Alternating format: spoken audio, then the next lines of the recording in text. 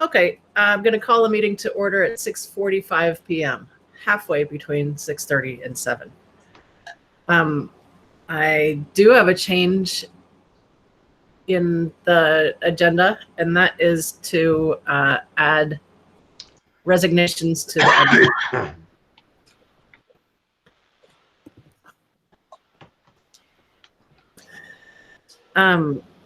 Okay, we have I have a quick agenda item too that I was going to do last time. Okay. So if you want to add that too. What was that, Nancy? Well, it was from the People's Bank, and Okay. it's money that we disperse to students. Okay. That's not a hot topic, so it's a good one to do. Okay. All right. And okay, we have 2 sets of minutes from the last meeting. Did anybody have a chance to read the second set of minutes, which is actually the from our April.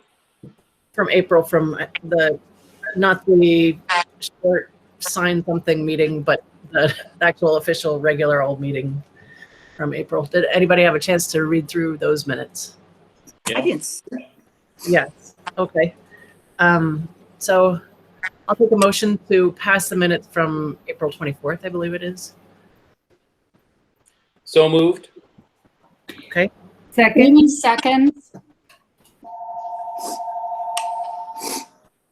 All those in favor of passing the minutes from April 24th, please indicate so by saying aye.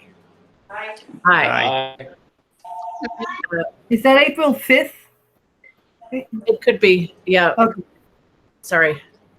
Are there any abstentions? Yes, I'm abstention. Okay. Let's see. And is there anybody who wishes to vote no? Okay. Now the second set of minutes, I don't have the agenda right up in front of me, so if somebody could call out the date from those, I would really appreciate it. That's May 3rd. Okay. Meeting minutes. Thank you very much. I'll take a motion to pass the minutes from May 3rd. So moved. Okay. Second. Is there any discussion about the minutes from May 3rd? Hearing none. All those in favor of passing the minutes as they are currently recorded, please indicate so by saying aye. Aye. Aye. Are there any abstentions? I abstain. Okay.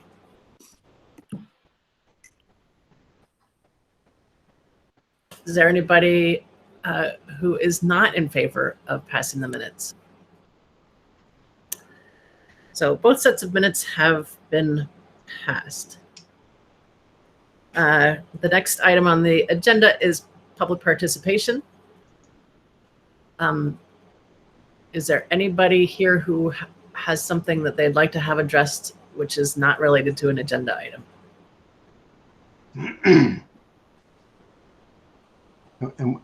And we could, somebody put their hand up?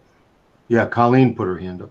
Yeah, I was just going to say, should we come back to that one when after 7 o'clock? Yes. We'll circle back on it. Look at that. Okay. Principals report on the end of the year.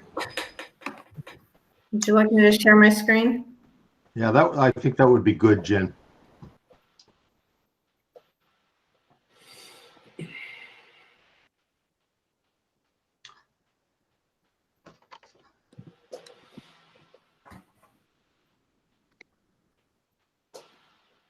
a few more steps to sharing a screen that you. I gotta find the right button now, right? This new. Yeah, they moved the controls around. That's the biggest problem.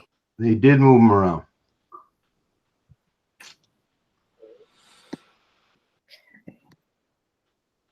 All right, I'm gonna share my screen. Usually a tab is good, right? I tried the tab, it didn't want me to do that. So I'm gonna go to, There you go. okay. All right, and I'm happy to, you guys good? Can you see everything? Perfect. Yep. Everybody okay? Yep. Okay, so we're asked to talk about end of the year activities and summer program. We've asked Katie to fill in some about the summer program. We have a slide for that, and we'll share with you the end of the year stuff. So I'm happy to pass this part off to Kate or Colleen. So I'm happy to say we just completed our 8th grade step up and just walked in the door from that. So again, beautiful evening, similar to graduation on Friday night. We do have some photos following this slide of graduation. Our senior night scholarship evening was wonderful. I believe the amount of money given away in scholarships this year. I don't have it off the top of my head, but I know it's $82,009 or $86,900 in scholarships that went to students this year. So it was really, really nicely done award ceremony. And there were some new award honors for some of our coaches who passed away this year. So there were some nice dedications at that evening event for our seniors. We have also some pictures of the senior honors breakfast. With COVID, we used to use the community to do some of these venues, but this year we did everything at the school and it was done very, very nicely. And our food services team did a beautiful job with breakfast and all the food and the decorations with Ms. Haig and Ms. Ambrose taking care of a lot of the details, which was really nice.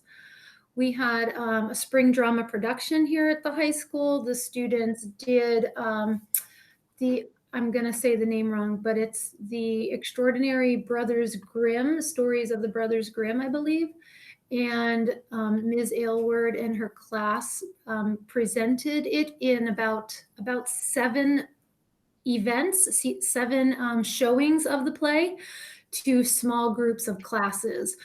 From 6th grade, we didn't get the 6th grade in, from 7th grade through 12th grade. Oh, come here. Sorry. That's okay. And we had the Grand March and the prom on May 22nd. We talked about that last time. We had some lovely pictures. Everything was outdoors, which was, again, 8th grade step-up night, outdoors, graduation outdoors. So everything was more COVID friendly, which was great and allowed us to have more audience spreading out, socially distancing and being able to join us.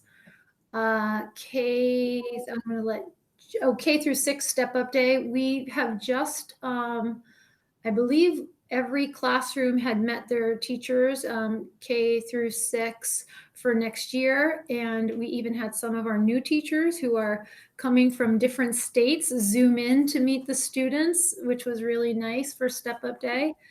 And a lot of our classes, there might be 1 or 2 classes left who are finishing a field day tomorrow. Or a hike in Paradise Park or at the fairgrounds for their accommodated mountain day and field days. So far, all the weather has been beautiful for all of those events. What do you mean by accommodated?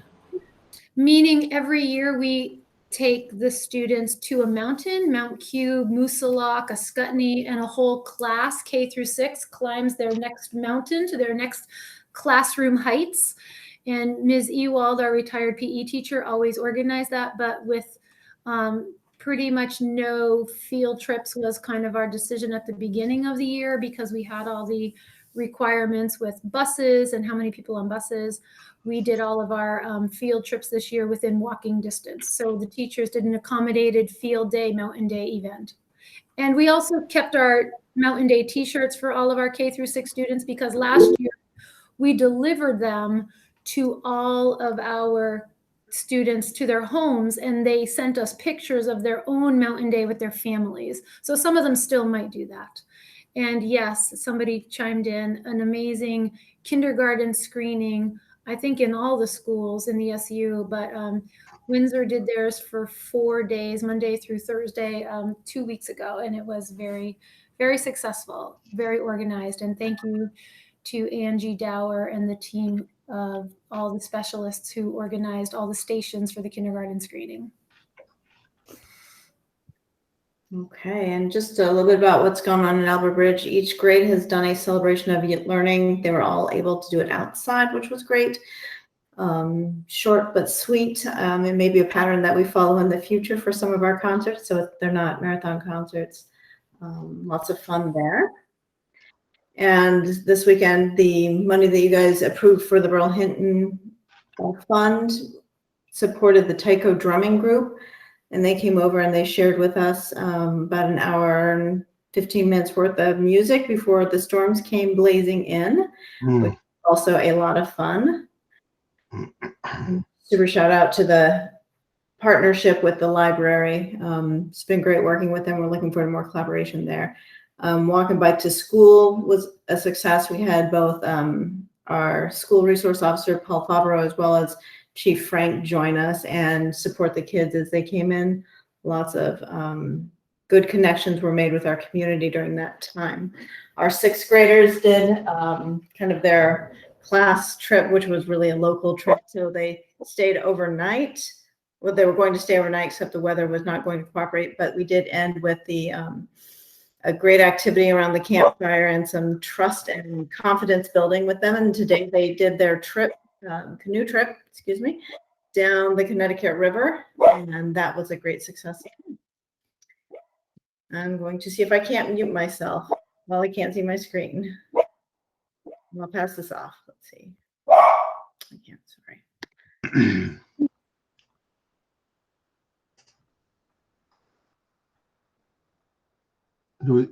Do we want to go back to some of those pictures of, yeah, there we go.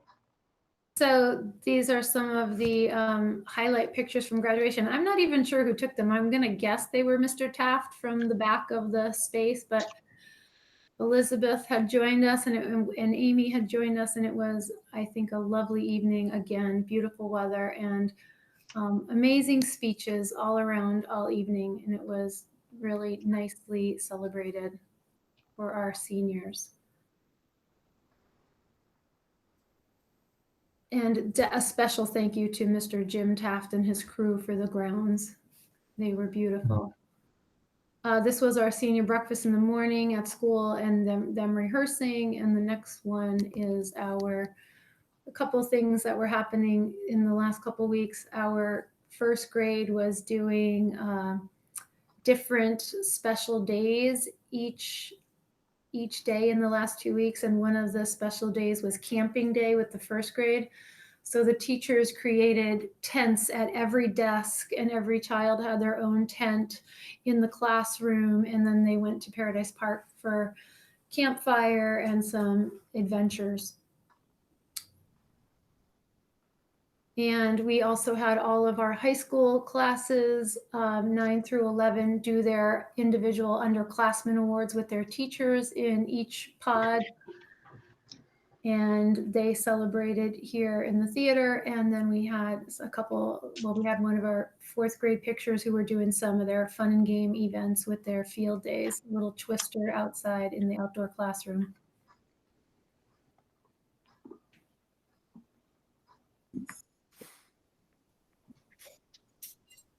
Wait, Jennifer, I'm here if you. Okay, good. I was just going to say. I'm going to go back, Woody. I could do the update on Summer Academy. Sorry, I still had this at 7 o'clock on my calendar. So I'm glad you were right. So we have a couple of people joining us right now, Katie. We started the principal's report, but most people I think will be joining us now. I see some of our student reps getting online. So our Summer Academy is coming together nicely. It's starting to feel like it's taking shape, which is nice. Our theme is Passport Around the World. There's talk of us decorating the entryway like a TSA screening, so that might be kind of fun. So there were lots of ideas flying around. So who knows what you might come into if you come into the school in July. Approximately 100 students attending. We're still getting a couple of stragglers in, which is good. We have a little bit of room in a couple of classrooms, not a lot, but been able to be responsive to just about every student that's still identified. We have 14 classrooms with class sizes ranging from 5 to 11 students. So we really tried hard. And I would say the average is still the 9 to 10 number. Couple of classrooms we decided to split because it would just tip over to 11 or 12, and the dynamics of students and keeping that small class size, we decided to do that. So we err on the side of caution that way. The final paperwork's coming in about who's going where in the afternoon. So we'll be able to get a better handle on numbers of who has been able to participate in the Windsor Rec, the Heartland Rec, or the HCRS. We have rough estimates, but I didn't want to come with numbers tonight without having definites. So that's pretty much, teachers are getting their official classroom assignments this week, so they'll start planning and doing some of the curriculum work around their grade levels. And it's pretty exciting. I think everyone though is looking forward to a couple weeks off before we jump back into this. It's been interesting trying to plan this with teachers and finish school at the same time. I think we'll be able next year to learn a lot and be able to do it a little bit more streamlined. I have a question. Can I ask my question? Who is the rec being paid for by families or by the school? If families requested financial assistance for the rec, we had put some monies aside for financial assistance for part of the rec in the afternoons. So, and the rec had known that as well. Both rec departments had known that. So there are some families that have reached out for financial assistance and we're able to do that.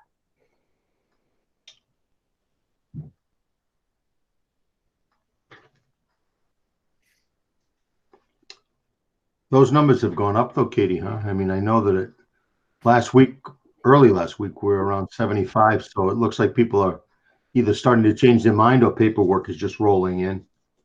Yeah, paperwork is rolling in. We have a color-coded system, and as of today, we had more Robin's Blue Egg students than we had not colored. And as I went through, and we are fully aware that sometimes we have to chase parents down for paperwork because it got lost in the shuffle, despite multiple reminders and other things.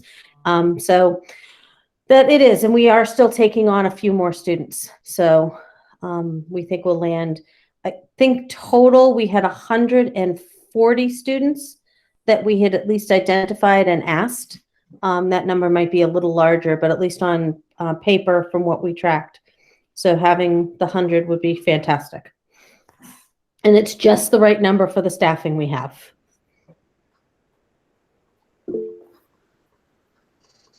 Sounds good. I have a question, Katie. What are the grade levels of the students that are participating in the summer program, or do you have any idea? Yep, we have it's pre-K all the way through entering 9th grade. And we have I can say that our 7 and 8 are combined. The entering 8s and the entering 9ths are combined.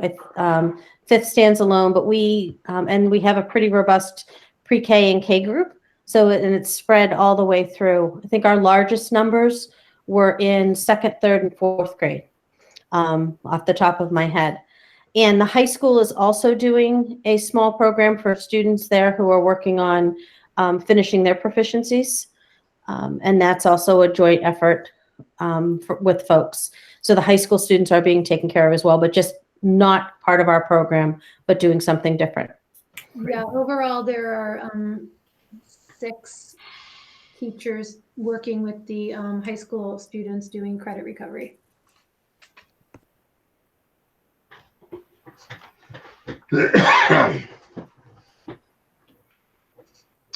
I've got a question, and it doesn't have to do with the summer programming per se, but where are we with the summer meal program? Yeah, the summer meal program is on track this year. It's being coordinated completely through the food service program.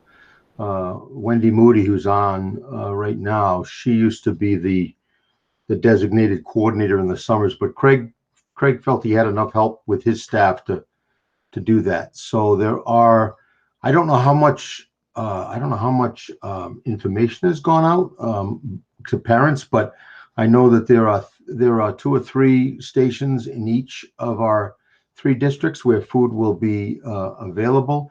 And then, of course, we're also going to be serving these 100 kids that are in the summer program. So I know that there's I know that Heather, who is the lead cook at Wethersfield, and Craig and Rodney are leading up that effort. I could have invited Craig to be here to give you an update, but was there a specific question, Elizabeth, or?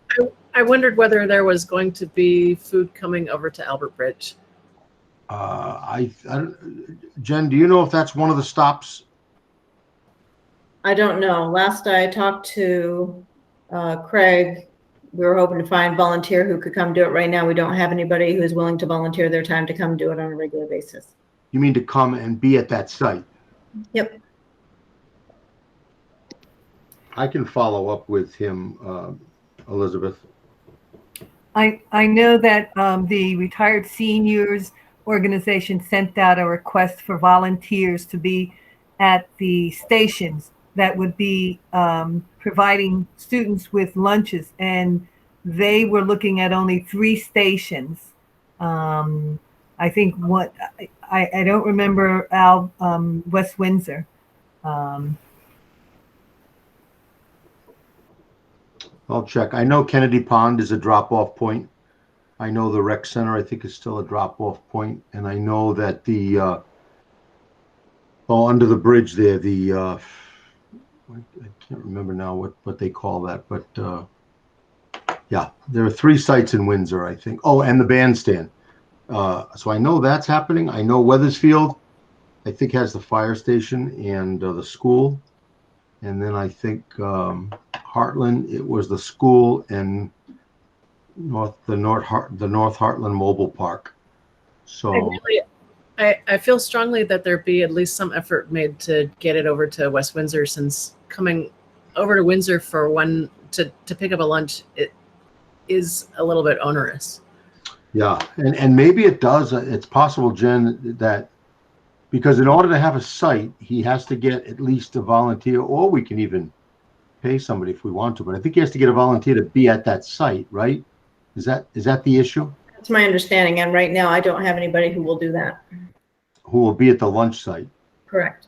I mean, he can deliver there, and maybe we just do it without anybody being there, and we've done that before, where we've just set the cooler out, and we put the lunches in that bag, and then the driver picks it up on the way back. I mean, I'll follow up, Elizabeth, and see what we can do. Yeah, I know that these sites, I know he likes to have them manned, or women or whatever, they have somebody there, but I'll check on it. If you'll excuse me for a second, I have to go off camera. That's okay. Was Dr. Baker, was the lunch program, summer program, was that starting as soon as we were done with school the following Monday, or is it starting during the summer academy? It starts the week after, so I think it's the 26th. So it starts the week, at least with those drop-off points, it starts the week after we get out. And then it goes, I think it goes to August 20-something, August 21st. But I do have a meeting tomorrow, I think, with Craig, where we were gonna put the final word out to everybody. But I sort of, he was leading the charge, and I didn't follow up. He said he had he said he had sites in all communities, but it sounds like he doesn't have one in Albert Bridge right now. Thank you for following up with that, David. I appreciate it. Are there any other questions about the principals' report?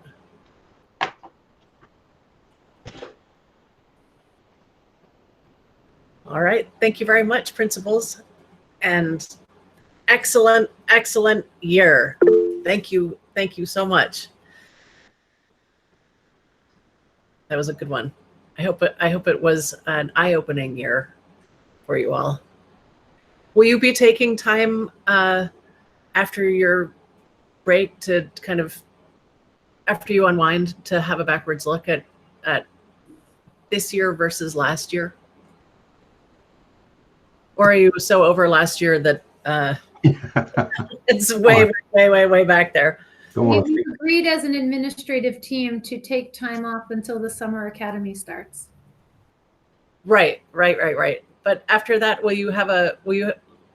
I just wondered if there's going to be any kind of, there was a flow between last year and this year.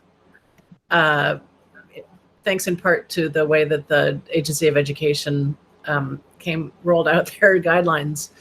But I wondered whether you, I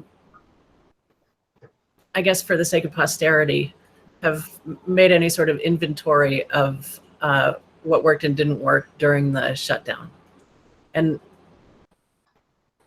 whether you're going to, I'm sure that you did that at the end or at the beginning of this school year, but whether now that you have another weird year under your belts, whether you could go back and look at that same inventory and look at it with different eyes, and in case we ever have another shutdown or dramatic event like that. Yeah, I think that's probably something we think about reflective practices a lot lately with our work with Dave Milnick particularly. And so I'm sure as an admin team, we're all going to spend some time during our retreat really finding time to do some of this work. I think one of the challenges is to do this with the staff too, who have so much of the important information. And I'll tell you, I don't really know how to do that yet, but hopefully we'll figure out some way of getting their voice into it in a reflective way after they've also had a chance to take a breath. Yeah. I mean, as we were working on the calendar for next year and the schedule for next year, we did do several surveys to the staff, what worked well, what didn't work well, what do we want to preserve, what do we want to hold on to? And we did generate a pretty good list. And I think next year's schedule. But that's for this year, though. That was for this year, though. Yeah, you mean compared to the year we weren't in? The crash and burn. Yeah. Oh, no. The end of last year. No, we've just tried to forget that year. Right. We have not reflected on that year at all. Well, I think it might be worth touching on, right. And also touching base with teachers about how the teachers who were the most apprehensive about going back into the classroom. I would really love to know what their adjustment was like, and how they managed it, and when it became okay for them, and how it became okay for them, and things like that. Yeah, no, we haven't done that yet. That's interesting. We have talked, in negotiations, Bill and Kim, I know Kim was on the line, I think he's there. We have talked about how we might codify in policy what we do when there isn't a governor's emergency order, whether it be a hurricane, another pandemic, and what the procedure would be to outline the protocols. And we've thought about, that might be good to develop a policy around. I think that's we did that at the State House. We have the policy for the moment that the governor issues an emergency order. Yeah. And it's just, now we know what to. Yeah, what kicks in and when. Yeah. Yeah, but we have not done that reflection on the year before last. Add it to the list. Yeah, you're right. Rebecca, I see your hand. Yeah, I think that, as Jen was saying, it's probably, given everything that's going on, it's a good thing to do. But how do you get that in, and where do you get that in? But how I think it would be extremely powerful for teachers to be able to hear their voices through, be it sort of like a storybook, or I'm not sure, but an opportunity to submit an analysis of what their experience is, and moving forward.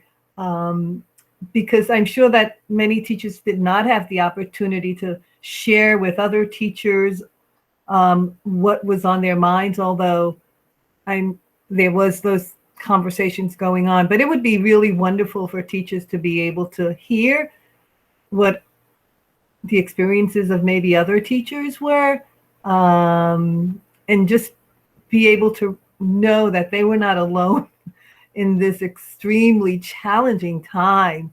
Just to hear the fears of others, the concerns of others, and it's a way of honoring them, and just hearing their voice. But I think that would be a lovely experience for them, for the community, and for the leaders to also kind of get a flavor.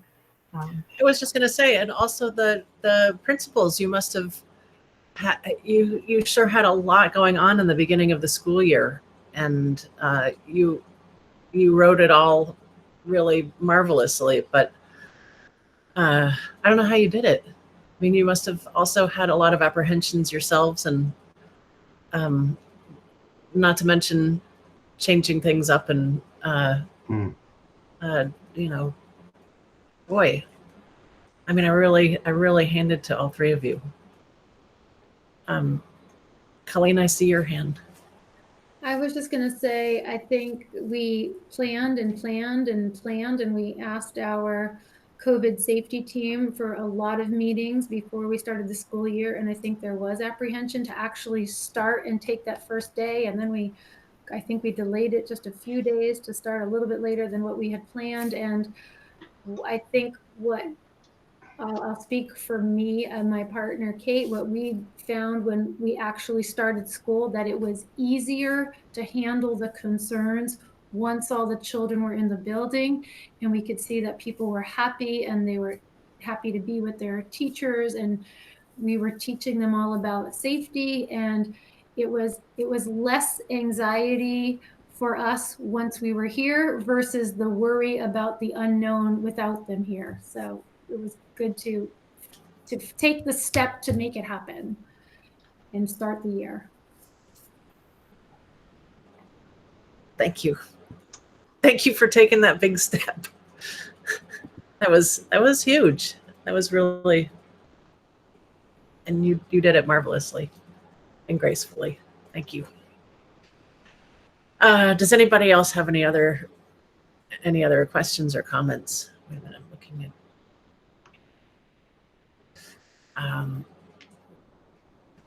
All right.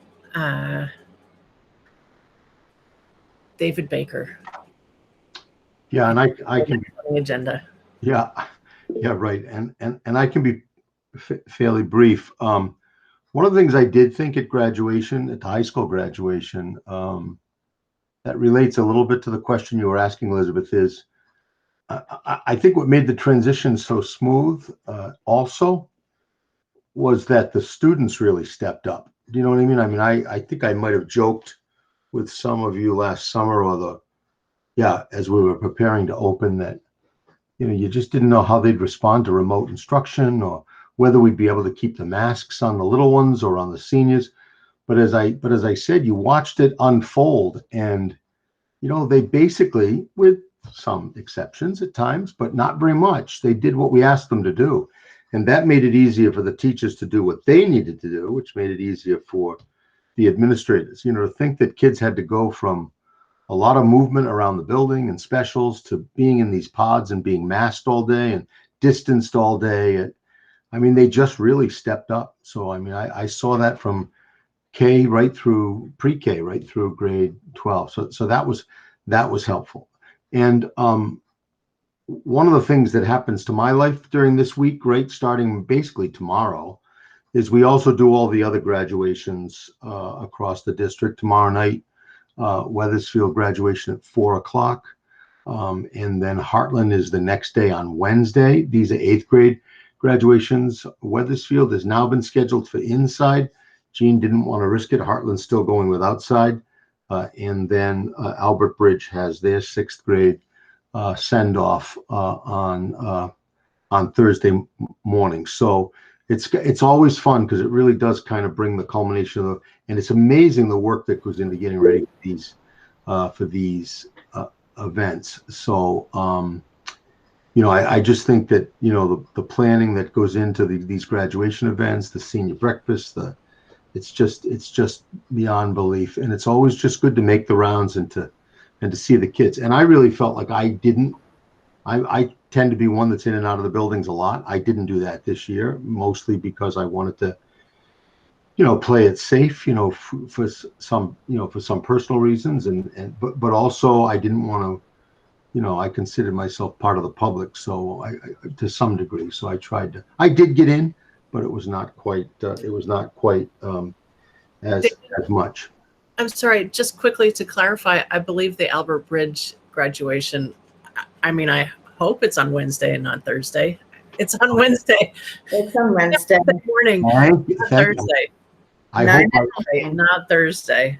I hope I did. Thank you. That's good. Good reminder. Let me make sure that I've got it right on my calendar. That was a good catch. Hold on. And that starts at 9, right? Yes. Yeah, no, that's right. Yep. I've got it right. So why did I say Thursday? That's crazy. Okay, we got it. Thank you, Elizabeth, for pointing that out, since we are public here.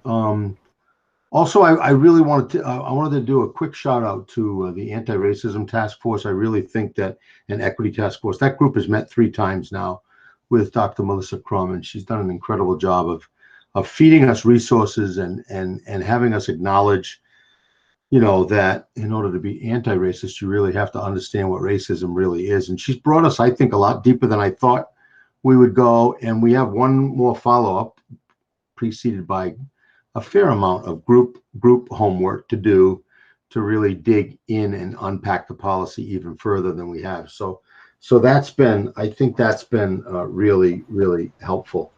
I've got a question about that. Sure. Do you know whether she's planning to dig into the procedures at all? She and I have not talked about that. And that's a good question. No, I don't know. And we can bring that up, certainly. I know right now the assignment was around different sections of the policy, but I think what I'm hoping is that once this group comes together this one last time, that there is some energy that keeps her consultancy going for a little while longer. I think we need her into the beginning of next year. I don't know how the board feels or how other members we do have money in our ESSER funding for a anti-racism coordinator or racial equity coordinator. But we didn't have any date when we were going to hire that. And I don't know whether we could apply some of that money to continuing with her consultation, but we can have that conversation after we finish that last. I think there's also quite a bit of money in the Vermont Community Fund. I know there is, right. That's too.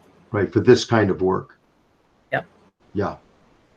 I mean, the only other thing I know that we, and I don't know, Elizabeth, whether or not you think there's anything that's really critical, in terms of the outcome of this year's legislature that you thought should be reported out on. I know that's under my report, but you're probably. I didn't think there was any. I mean, there's having to do directly with that we haven't talked about before. No, right. I don't. I know that the Vermont School Board Association is having a kind of discussion or presentation on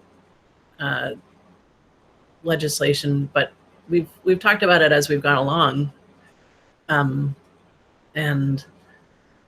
it looks like the legislature is not ever going to take up the question of whether funding, whether districts have to pay for religious instruction,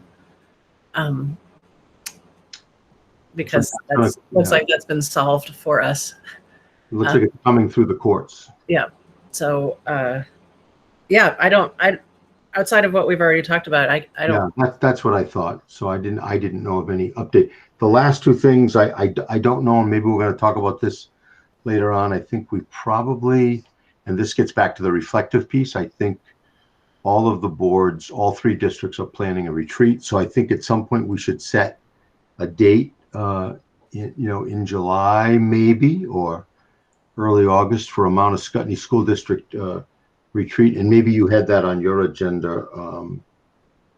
And then the last thing is really just that information trickles in still rather slowly from the agency and the governor's office around certain guidelines related to COVID. And, for example, we didn't get, we just got on June 1st another update around end of year activities, and also some of the things we can look forward to next year, which is essentially, if you wanted to put it simply, a normal opening, that will look very much like we've done in the past. But there'll be no more, asynchronous days or remote days unless they're driven by another emergency. And I think there's something in there about inclement weather where you can go remote as long as you can meet the guidelines of 51% attendance, and they define attendance. But I know Angie's got that link for next year's guidelines. I don't know if we need to share that or not. Angie, we could put that in the chat box. But unless there are any questions, I think that's it from my end.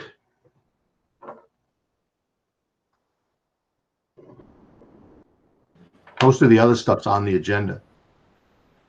Thank you, David. Okay, so since it's 7:28, let's return now back to public participation to see whether anybody who's here on in this meeting has something that they'd like to talk about that's not related to the agenda. Let's see.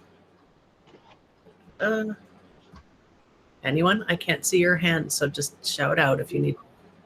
Me. Hello. Hi.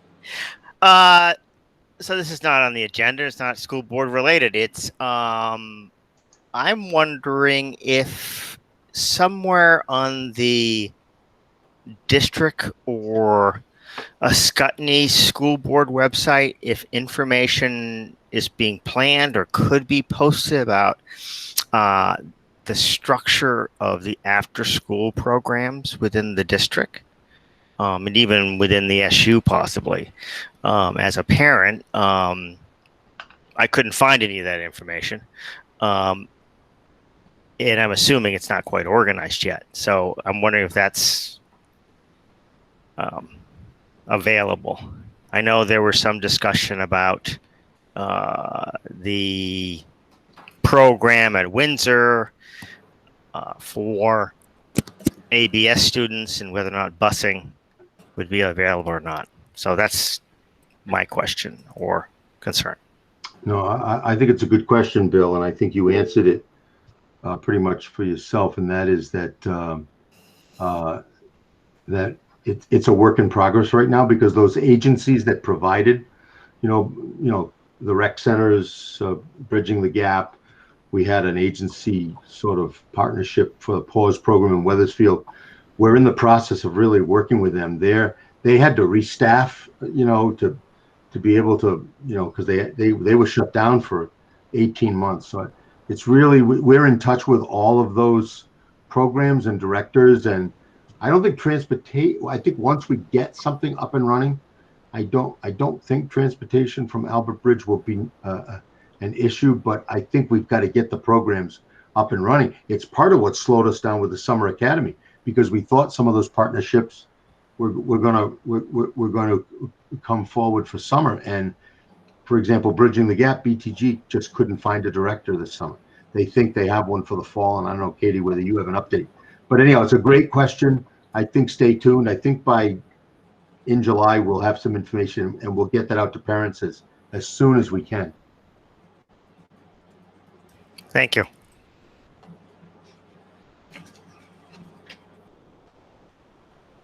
Does anybody else have any questions or comments?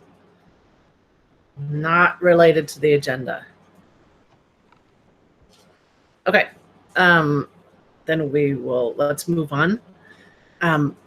First, in our items for discussion, we have inserted Nancy's comment about the People's Bank. Okay, we gave out 3 scholarships. We gave the first one of $2,000 from the district's Bloomfield Scholarship to Haley Fortin. Is that the one? Yep. And then we gave Eli's scholarship to Miranda Tote. And that was for $800. And the last one was the Busher Scholarship Certificate to Madison Bowers for $500.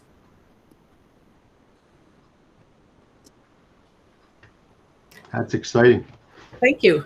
That's great. And now that I'm on, I wondered, where did we get the $84,000 in scholarships that went to people? A lot of those were VSAC scholarships.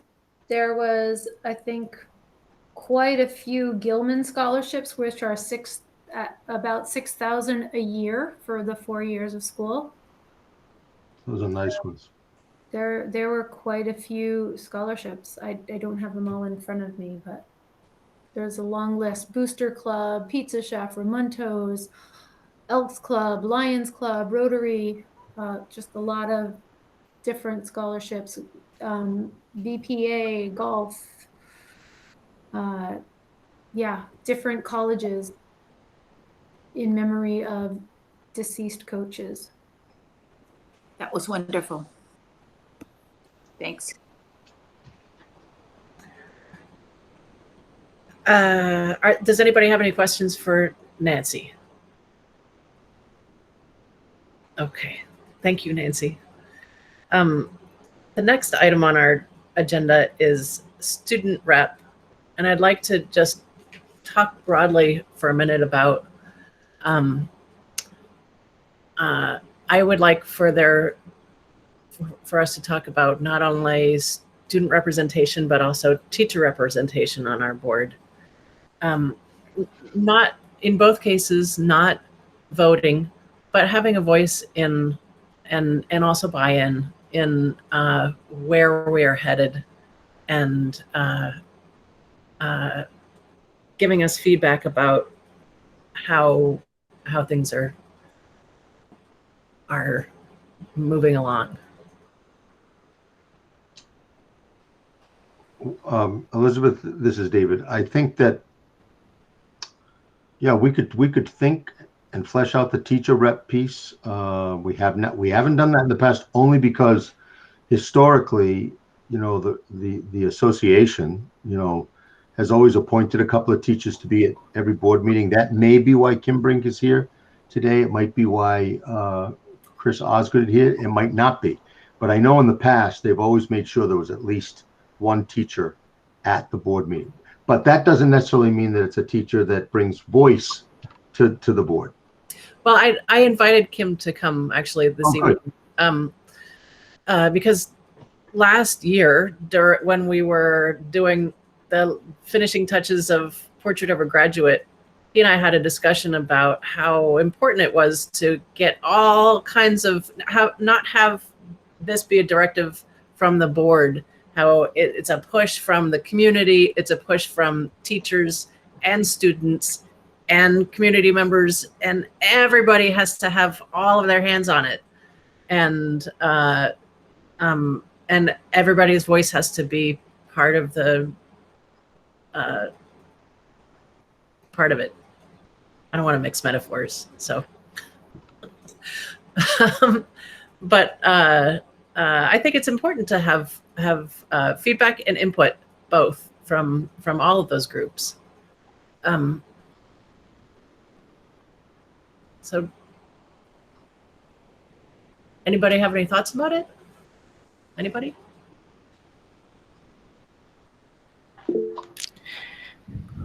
Rebecca? I think it's a very important idea, and I think we should strongly consider that. I've really felt, even when we've been on when we've talked at the anti-racism task force, I've thought, where are the students here? You know, where's the voice of students? Where is the experience of students? We do have teachers on that committee, but I think you do need to have all the stakeholders in the conversation.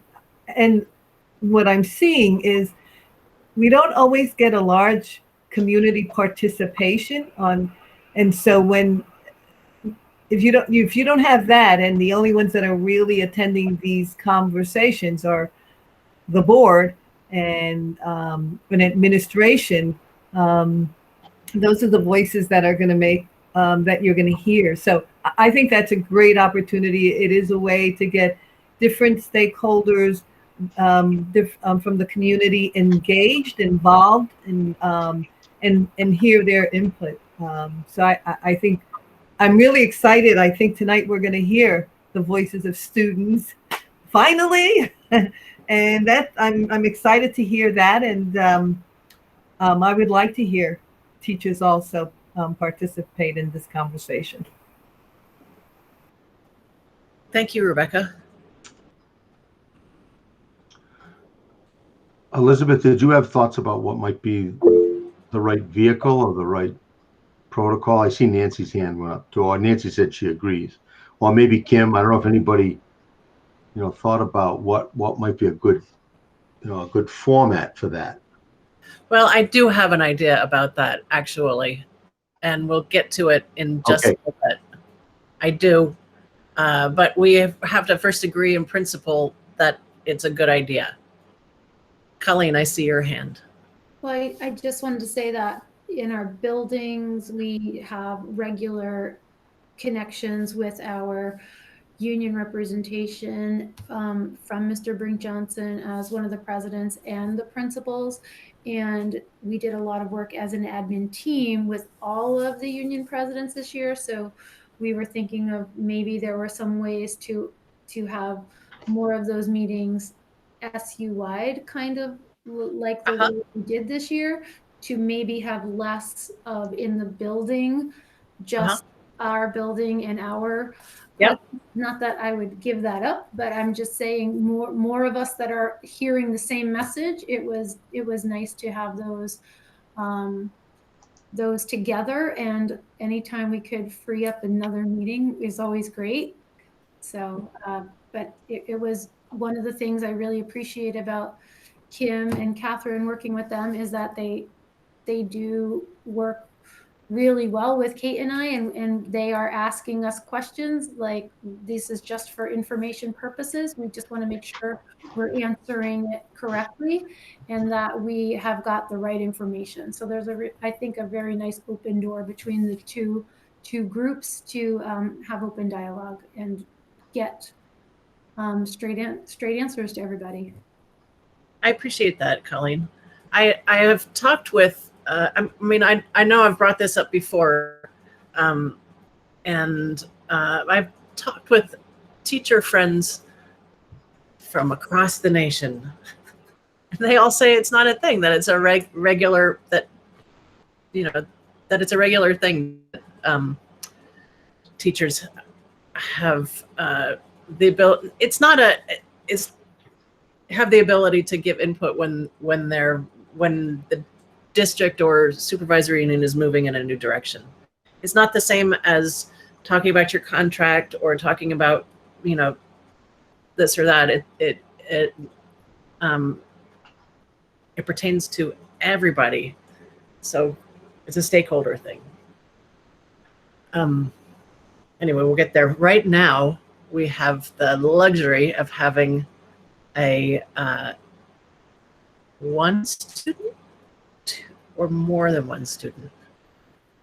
Well, we have Ms. Gogan here who has presentations for multiple Okay. students. I'm going to pass it over to her and she's Oh, going good. to introduce Bryce, and we're going to hear from a couple of students through Ms. Gogan's resources and Bryce. Excellent. Okay, thank you. Hi guys, it's Kim Gogan, the Flexible Pathways Coordinator. So I did put together a presentation, and primarily my presentation is an update on what students have been doing with Flexible Pathways, because that's what I do. And Bryce is going to share with you his experiences with that, because that's what he does as well. He's done a ton of them, probably more than most students. So I'm excited for him to share. And I think he's going to share some other student celebrations and information as well.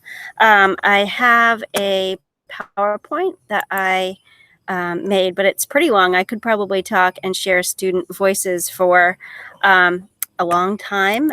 They have a lot to say. I had one student who I asked to share their thoughts who gave me a 7-minute video. So I was told we only have 5 minutes. So what I'm going to do is I'm going to put the link to that presentation in the chat, and you can open it and download it and have it so that you can look through and see what some of the students have been doing on your own time, because like I said, it would take a really long time for us to get through all of the student voices. But I'm gonna just put that in the chat while I'm talking. Try to do two things at once. And then if folks want to open that up so they can take a look at it, I can share it as well if that's okay.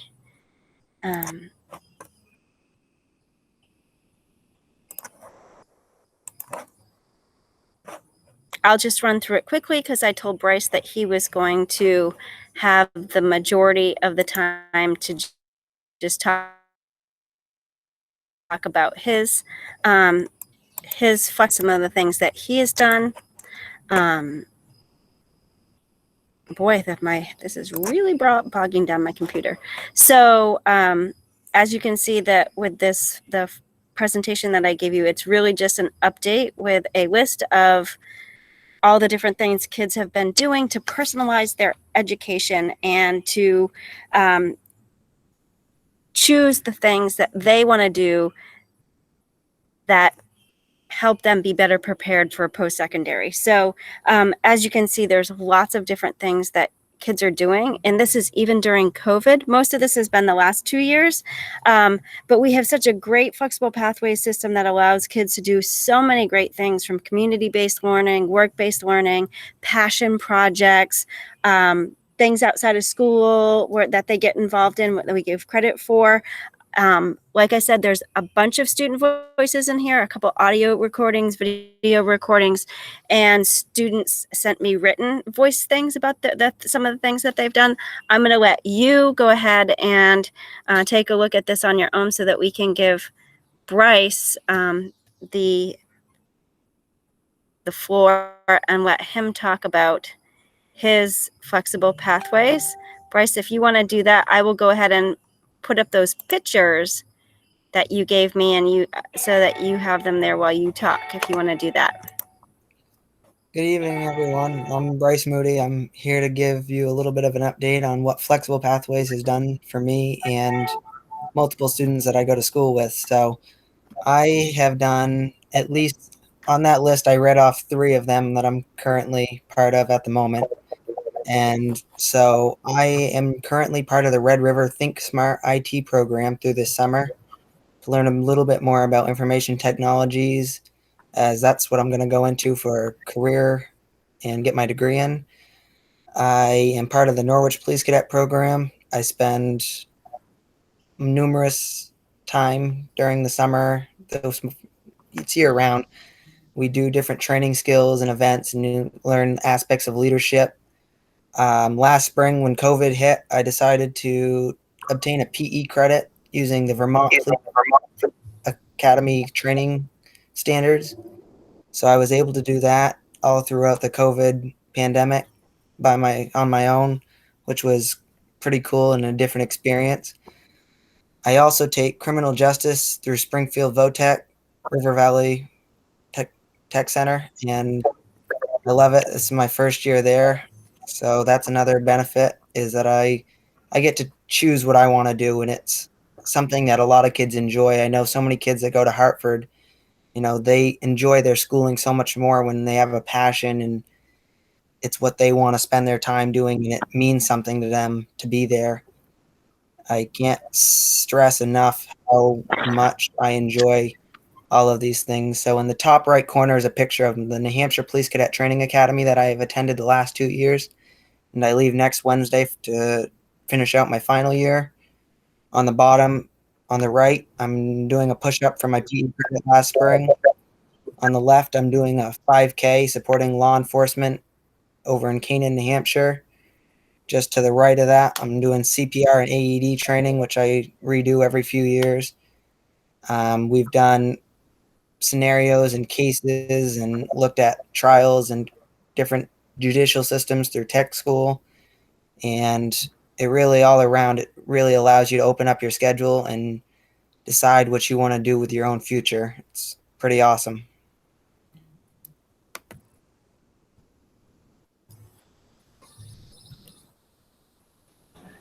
Bryce, what is that picture in the middle? It looks like maybe you're making a casting of a footprint or something. Oh, That is exactly what I'm doing. We did that so when someone leaves behind tire marks or footprint or something to that effect, we have a specific, it's almost like a clay, but you mix it up yourself. You add water, it's in powder form, you pour it in there and you let it sit, and it'll come out with the footprint so that you can keep that as evidence. It's pretty cool. It's not something you usually get to see, and you can even use it to clot different parts of other things. So it's a really cool substance that you learn about when you get to be part of the law enforcement and, the criminal justice system. that is really cool, Bryce. You really have, I can see that you're knitting together quite an interesting future for yourself. I can't wait to see where this takes you. Nancy, I see your hand. Yes, Bryce, what year can you start Flexible Pathways, and when did you start it? So I don't think there's a specific year. Ms. Logan would know more about that than I would, but I started mine. I've been in the program with the cadets since my 7th grade year, and I've gotten credit for 8th grade, 9th grade, 10th grade, and this year will be 11th grade. And I'll be in it right up until I turn 18 and go to part-time police academy. And does that take place during school? Nope, it's after school, on the weekends, on holidays. We do parade events and different types of traffic events. I mean, in the past, other than this year, the cadets have always been doing the graduation traffic event for the school, and we've done different events as far as in the spring we go and help clean up veterans' yards as a volunteer service, and there's a lot of volunteer service that really makes a difference in the community that it's really nice to be a part of. I'll answer a couple of the other questions. As you can see from all the different choices in a flexible pathway system, some of them are more appropriate for older students, like the CTE and early college and dual enrollment. Typically they do as junior and seniors. Same with the virtual learning, just because the amount of self-direction. But we have other kids that do extended learning that are really interested in getting involved in the community or doing projects outside of school, that I do start working with them. I have 9th graders I'm working with. I have 8th graders I'm working with. So we don't say there's a year that you can start. It kind of depends on which choice in this system that we have is the appropriate for the kid and which one they're sort of interested in pursuing. I do meet with I start to meet with the 9th and 10th graders and kind of talk to them about ways that they can personalize their education, and they start seeking me out generally ninth grade, but then we have some that have older siblings that have done some that seek me out a little bit earlier. And kids do for some of these things, as you can see, just based on what you're seeing there, they're appropriate to have a period in their day, like virtual learning or dual enrollment. But for most of the extended or expanded learning opportunities that you'll see on that list in the PowerPoint, those are anytime, anywhere learning opportunities that don't fit within our semesters or even within our school year or day. And most of those kids do them outside of school on their own time over the summer, over the course of multiple years. If that gives you a little bit of understanding about that, it's so broad in the number of options that they can choose to personalize that it's not a one answer question. It really depends on which option they decide. And what happens if they get midway and it's not a great fit for them, and they want to choose something else? How do they do that? We have that happen. We have some kids that have some good ideas and they don't quite come to fruition, or they get through them and maybe we lose a community partner. We're flexible pathways, so we try to adapt and adopt and change as we go, kind of like choose your own adventure with some of these expanded learning opportunities. Some just don't follow through and see it too, but that's very rare. Usually when they're coming to me, they have some sort of a passion, whether it's music or dance or like Bryce, cadets or something. And most of them are pretty highly motivated. We're not telling them they have to do these. So they're seeking me out because they're really interested in them.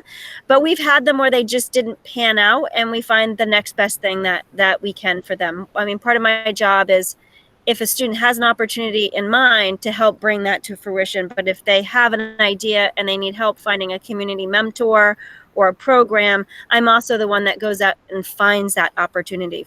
So if the first one doesn't work out and they still want to do something, then my job would be to find something that will work for them.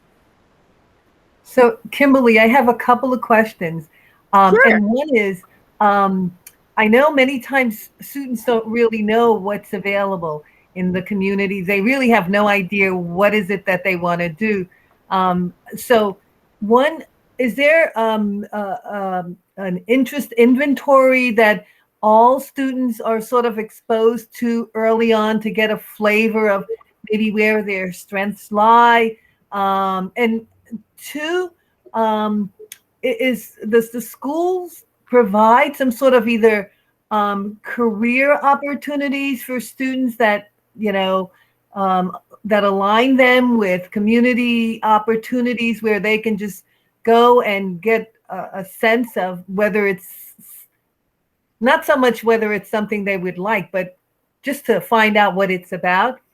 Yes. I also, because you said the career CTE only allows juniors and seniors. And I know that many years ago, there was really a push to try and have some sort of exploratory classes for ninth graders, because we know that that really is the time when students are either moving into a pathway, and if we don't really catch them then, they tend to flounder. So I'm just wondering if those sort of supports are there to help you sort of guide students and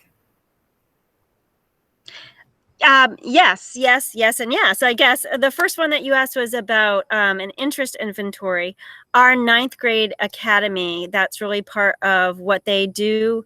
I'm not sure. This year it was called IDL. I'm not sure if it's being called seminary, but the components of what they've been doing, embedded in that is career exploration. They had been doing it recently with Roads to Success. I have a curriculum that they've used some of the things, the same sort of interest surveys. We have several options. So that's the first one. Yes, it's happening in our ninth grade. Yes, it's happening in the 10th grade. But in a broader sense, we've been trying to expand all the career exploration opportunities. The year 2020, we were supposed to do an 8th grade job shadow with career clicks in the Upper Valley. I also do a lot within the building when we're not in a pandemic to bring people in from the community, that we had like a speaker series where they would be able to sign up during their academy time and go visit with people that I did like a trades or an arts, that sort of thing. I also collect all the information around people that are offering tours. I've taken kids to Hypertherm and to Wayland and Dartmouth, and hoping that once we get through this pandemic, we can go back to some of that. Did a summer opportunities fair, brought kids to job fairs. So I'm working very closely with our guidance counselors, starting in middle school to expose those kids to those career options and opportunities, so that they can start to narrow it down. So by the time they get to see me as a freshman, sophomore, and junior, that we are really getting them to think about post-secondary, not by the time they're junior and senior, but earlier on, so that then I can start to line up the appropriate opportunity for them, whether it's an internship or work-based learning opportunity or expanded opportunity, whatever that opportunity might be that's appropriate for them to personalize their education. But yes, I would say out of all the things that I do, career exploration and expanding those career exploration opportunities in the school is something that I've spent a lot of time doing since I've come to Windsor. Did I answer all your questions? Because there was quite a few of them. Oh, yeah. I wanted to get a sense if there was a holistic approach to helping students explore careers and whether it was happening really early on, because the research is saying that we really want to do this as soon as possible. We don't really want to wait for them to get into the high school. We want them to really be thinking about this, as Bryce commented, 7th grade. 8th grade. We want them to start zeroing in on getting a sense of where their strengths lie, and the opportunity for students to even participate in an experience and then say, this is not what I really want to do. Right. I think that's a great opportunity also, because if nothing else, you walk away knowing what you don't want to do. So yes, thank you for answering all of my questions. Yeah, and like I said, we started building what you see here with making sure our students have access to these opportunities in our flexible pathway system. But this is really only our 3rd year at this. And, for a year and a half, we've been in a pandemic. So some of it came to a screeching halt. But there were lots of conversations. We were backing it up to the 8th grade. And then, yes, we've had conversations that I'm hoping to continue, that we would continue to back that up with a variety of different programs. Doesn't matter which one we do or if we do it in-house, all the way, like you're saying, starting at a much early age. So, now that we're sort of moving into a normal year, we can hopefully continue those conversations. So thank you. That sounds great. I've got a question, or a couple of questions that sort of, does the Flexible Pathways program dovetail with the personalized learning plans? I mean, I think theoretically it should, right? Yes. And so is there a second dovetail with college counseling and readiness as far as that, the step after that? Yeah, I would say that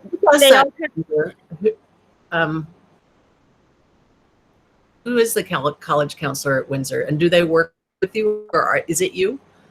No, so I'm basically part of the student service department. So I would say our 2 student services advisors, Jessica and Greg, they kind of take on that end, the college exploration, doing those field trips and bringing those people in.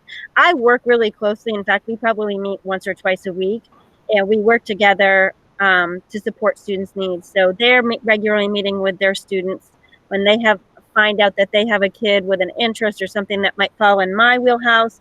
They'll send them to me. We work together to make it, make sure it's appropriate and good for their future plans. So I would say we kind of all work together.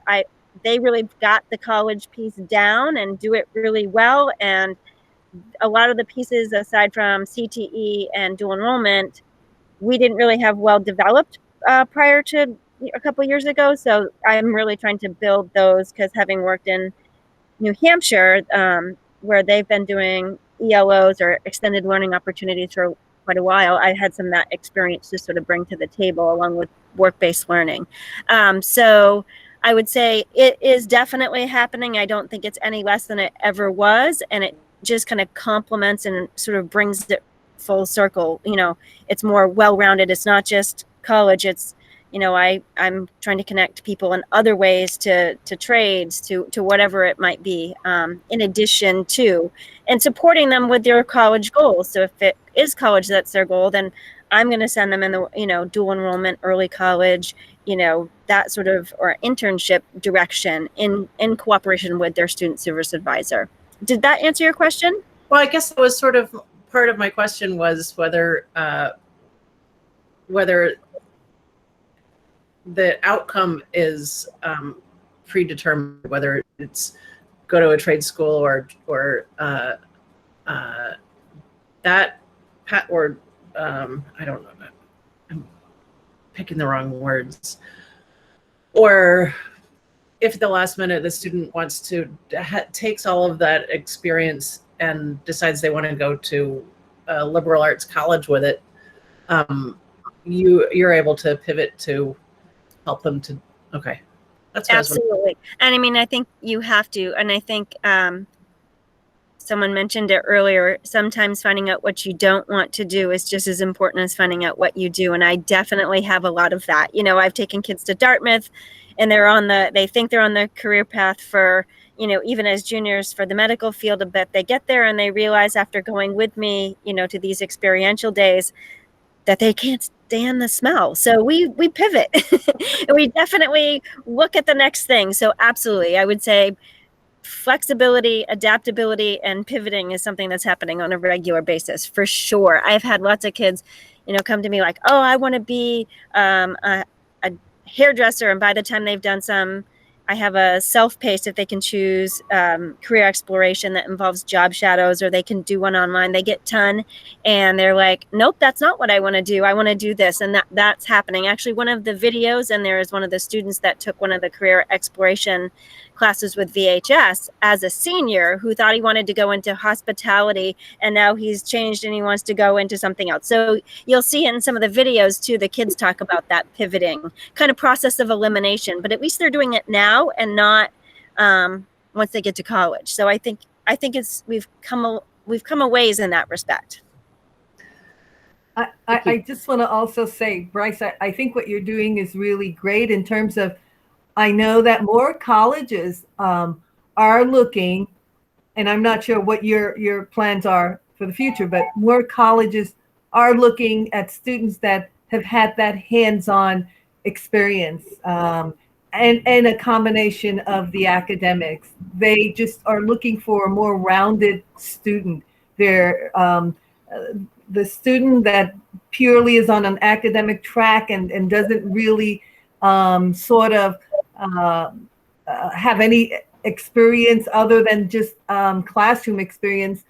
That works. That works. But a lot of colleges, I was seeing, at least in my latter years as a guidance counselor, really valued those students that did well with the academics, but at the same time were out in the world tasting and feeling what it's like to interact with people, interact with the community. So kudos to you, Bryce, and it's going to serve you well in whatever you do. It really is one of the greatest things that I think our school has taken on is flexible pathways. I mean, I've thoroughly enjoyed, and it's one of my favorite parts of school is being able to choose what I do. And like she said, you think you have one career and you totally change. I never thought that I would be interested in IT or anything with a computer and technology. I was thinking a criminal justice major, and then I swapped it right over, and now I'm part of the Red River IT program. So it really is an awesome program to be a part of and be able to have that experience before you make big decisions and spend lots of money to do something you don't end up wanting to do in the future. excellent. I just I apologize, Amy. Oh, you lowered your hand.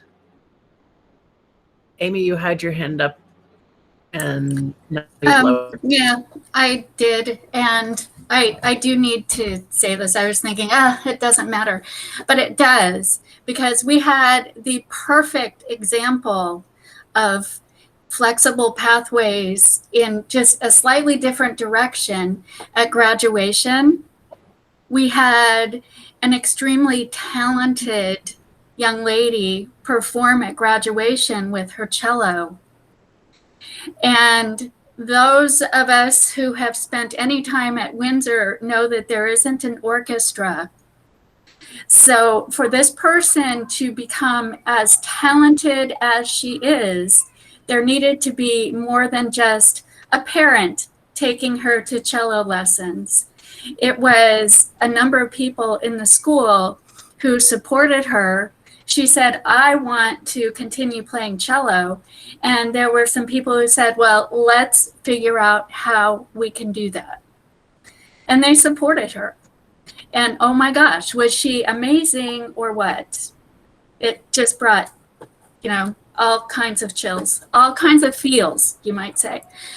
And also, our Flexible Pathways has come so far since 5 years ago when Act 77, is that? Yeah, Flexible Pathways. Because I know students who said, well, I want to do some photography, but their schedule of classes didn't fit with the photography class. And they were told, well, even if you have free time because the teacher can't meet with you, you can't do Flexible Pathways photography. And that made me feel very sad. So I'm really, really, really happy to be able to tell a young person that, hey, if there's something you're interested in, let the school know, and they will work with you and help you make it happen. So thank you very much. Thank you, Amy. I have one more question. How many students take advantage of this?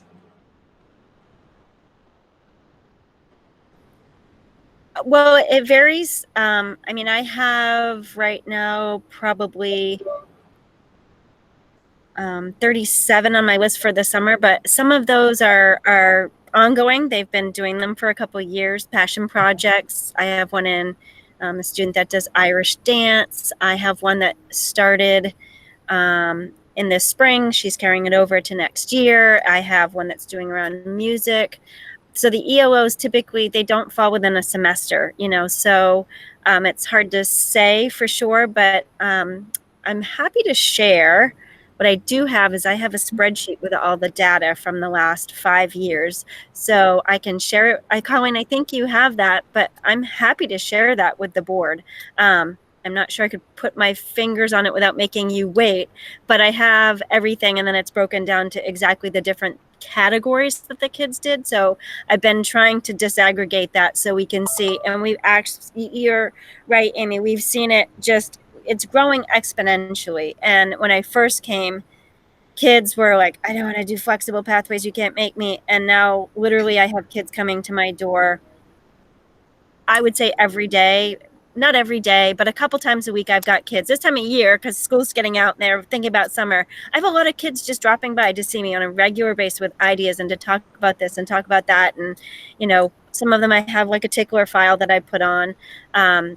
I think the year before last, when we weren't in the pandemic, I had about 85 students in the whole year that did a variety, some of everything. We're talking internships to online to dual enrollment to, I'm not counting the CTE kids, just things that I would oversee because CTE is kind of its own thing. So just the ones that I would help facilitate. Well, also just one more thing, and then I will really be quiet. 5+ years ago, the interest surveys, I would hear that, why do I have to do this? Because it's not going to go anywhere. And there were even teachers, some who are no longer there, but they would say, oh, don't worry about that. It's just going to go into a folder. But now I am so, so happy to hear that interest surveys are all part of the foundation, and that all the kids are getting support to follow their desires, and create their futures. Thank you. I worked really hard. Along with just their interest surveys, I actually reach out and connect with each kid and ask them to do a survey. And then I take that data and I follow up with each of them, some of them as groups saying, here's what you need to do with dual enrollment. But if they've told me they have any sort of interest in anything, I'm like, hey, do you want to come down and have a meeting? So, but we've all had to work together cooperatively with the teams and admin and everything to make this happen. So I don't want to take all the responsibility for it, but that personal connection with each kid, like working with student services who've been extremely supportive, working together has made it kind of happen and grow as quickly as it has. Colleen, I see your hand. Yeah, I was just going to say Kim has worked so hard and with the student support services, I do believe that students are they're just learning. They're hearing it from their upperclassmen. Word is spreading, the cool things students are doing. They're seeing seniors do their capstone projects. They're seeing that they're connected to a flexible pathway or an ELO they've done, an extended learning opportunity, or an internship. And I would say after this year, where we had a lot of flexible pathway options during the COVID year because of students not being in the building in the high school, then we had students after doing that saying, gosh, that remote learning was really hard. Now I really know exactly what I want on my schedule for my next 1 or 2 years, and I need to make it fit for me. And so I'm hearing more students thinking about internships that are specific for them, and they just check in with Ms. Gogan or one of their school counselors, and everybody works together to make it happen. So thank you to Kim. Excellent. Thank you. And I understand that Wendy's hand is raised as well, though I can't see it. Wendy, is your hand raised? Yes, I was just briefly going to chime in as the parent that kind of behind the scenes seeing this happen. And when Bryce initially started cadets, I was sure that he would just continue on and go into college for straightforward criminal justice. And it's been through this process that with Kim and Chief Frank and opening his eyes to more experiences being in Washington, D.C. and just the variety of experiences has opened his eyes to that there's so much more.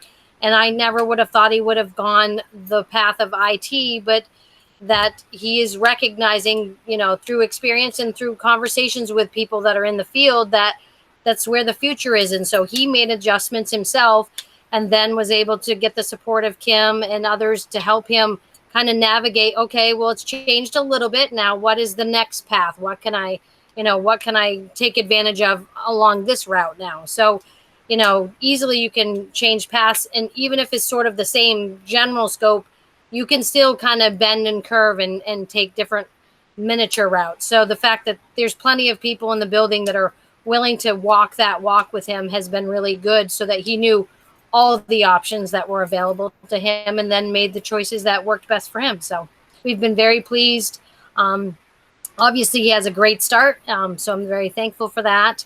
And Bryce is dedicated. Like, he spent a lot of his own personal time, nights, weekends, vacations. It's very little in-school time to make sure that he has these experiences. So we're feeling very lucky.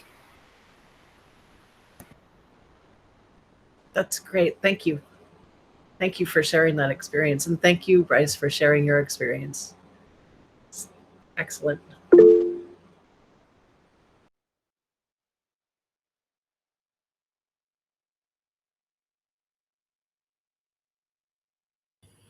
And I encourage you to look through that PowerPoint that I put in there, because there are other students' voices that you can hear their stories too, and some written ones, because I'd have to take a lot more time, and I've already taken quite a bit for you to hear all of them. But they were unsolicited. I just put it out there and said, if you want to share with me, and that's what I got back. So I think you'll really enjoy them.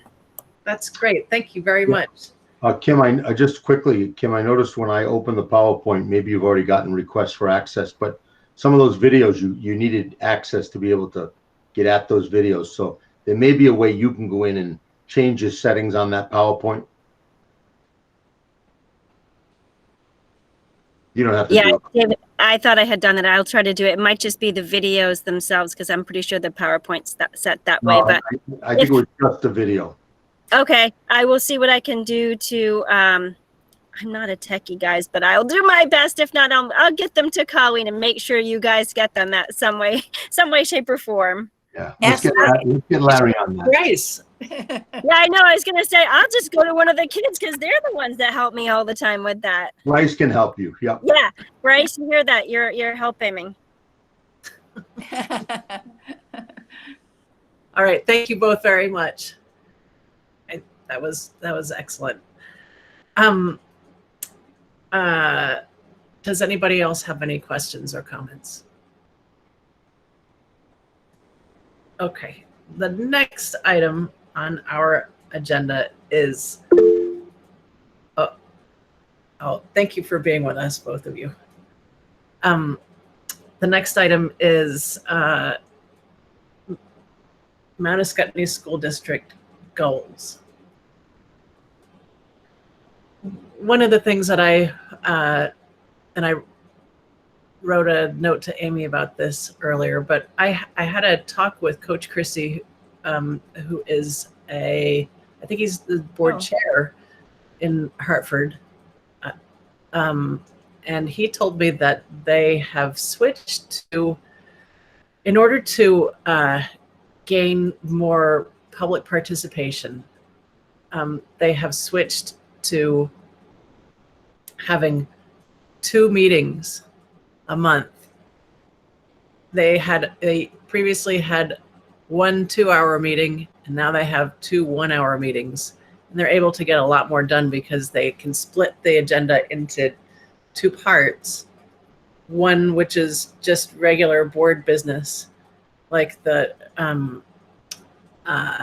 presentations and budgeting and that sort of stuff. And then the second part, which is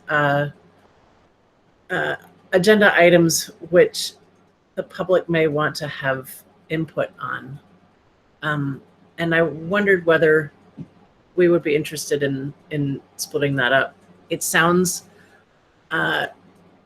heavier, but I have been assured by not just Coach Christie, but I poked around to see whether other boards do this, and it's supposed to be a lot more efficient to do it this way. And we could keep our regular meeting time for one of them, and then have we could even move the time of day if we wanted to for the other one. But I think it might be good to, as I believe that we're going to start going back in person, I think it would be good to have a way to encourage more public participation. And that was what I was also going to suggest with regards to teacher and community and student input, that maybe that would be the place for all 3 of those groups to just so they don't have to wade through some of the discussions that we have on other matters, that we could keep it to one kind of separate meeting time. It'll be easier for students to manage, and parents as well. So Nancy, I see your hand. Yeah, I'm just worried that it'd end up without a strict end time, and then we have 2 2-hour board meetings. So I don't know. We do get into conversations, and there's repetition, and I don't know.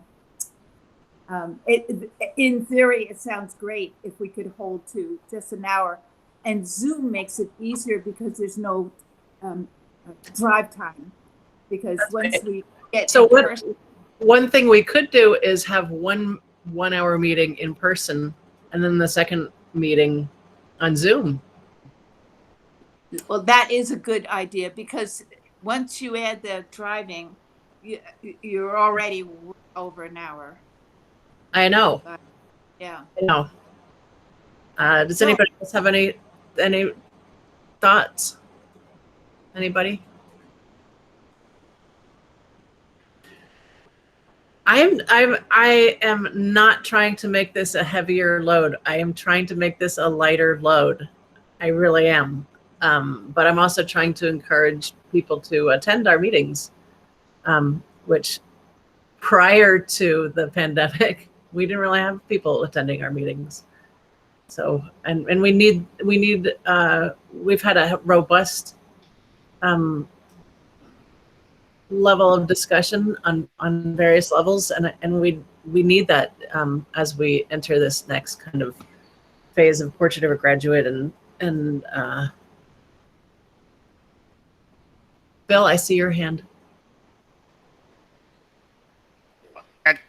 At this point, I'm just processing the idea. Okay. It would take me some more time to wrap my head around it. I do know that shorter agendas tend to be more efficient, though. Mm-hmm.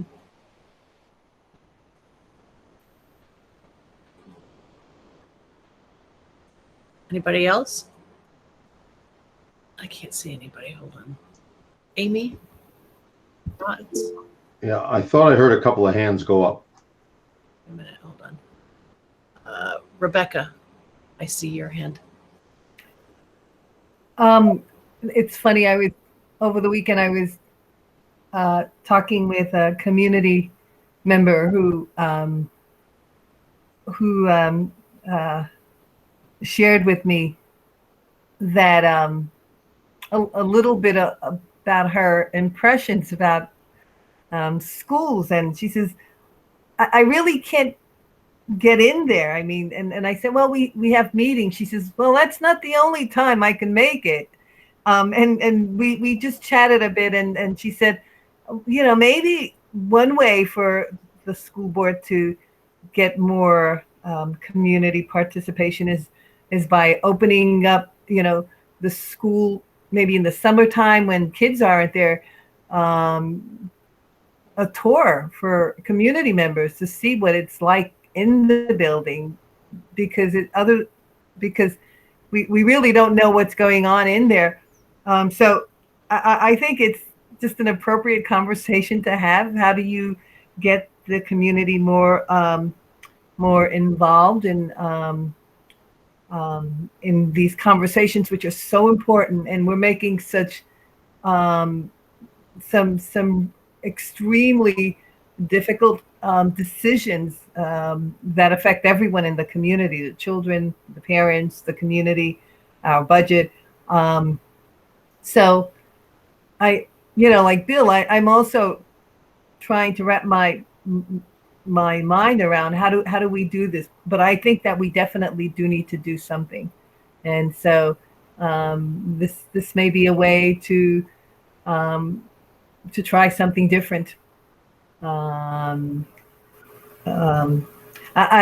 do also want to say that one of the things that I also enjoyed regarding our anti-racism committee conversations was this came up. It was, how do you get the community in the school, and so yeah, I think it's really important. So yeah, I think it's I think it's a good idea. I'm just not sure how that would work, but I think the idea of maybe 1 hour in person and a 2-hour meeting on Zoom.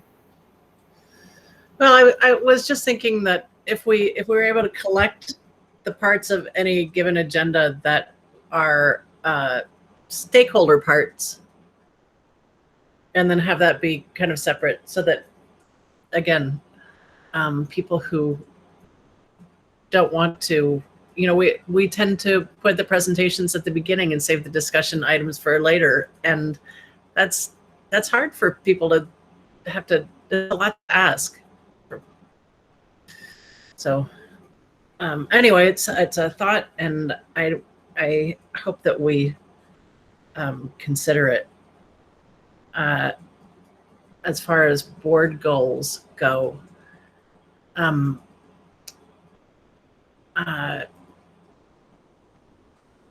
is that something that, David, you thought that we should do during a retreat, or is it something that we should talk about now? Or No, I think something that's that big a change, give people a chance to let it sink in, reflect on it.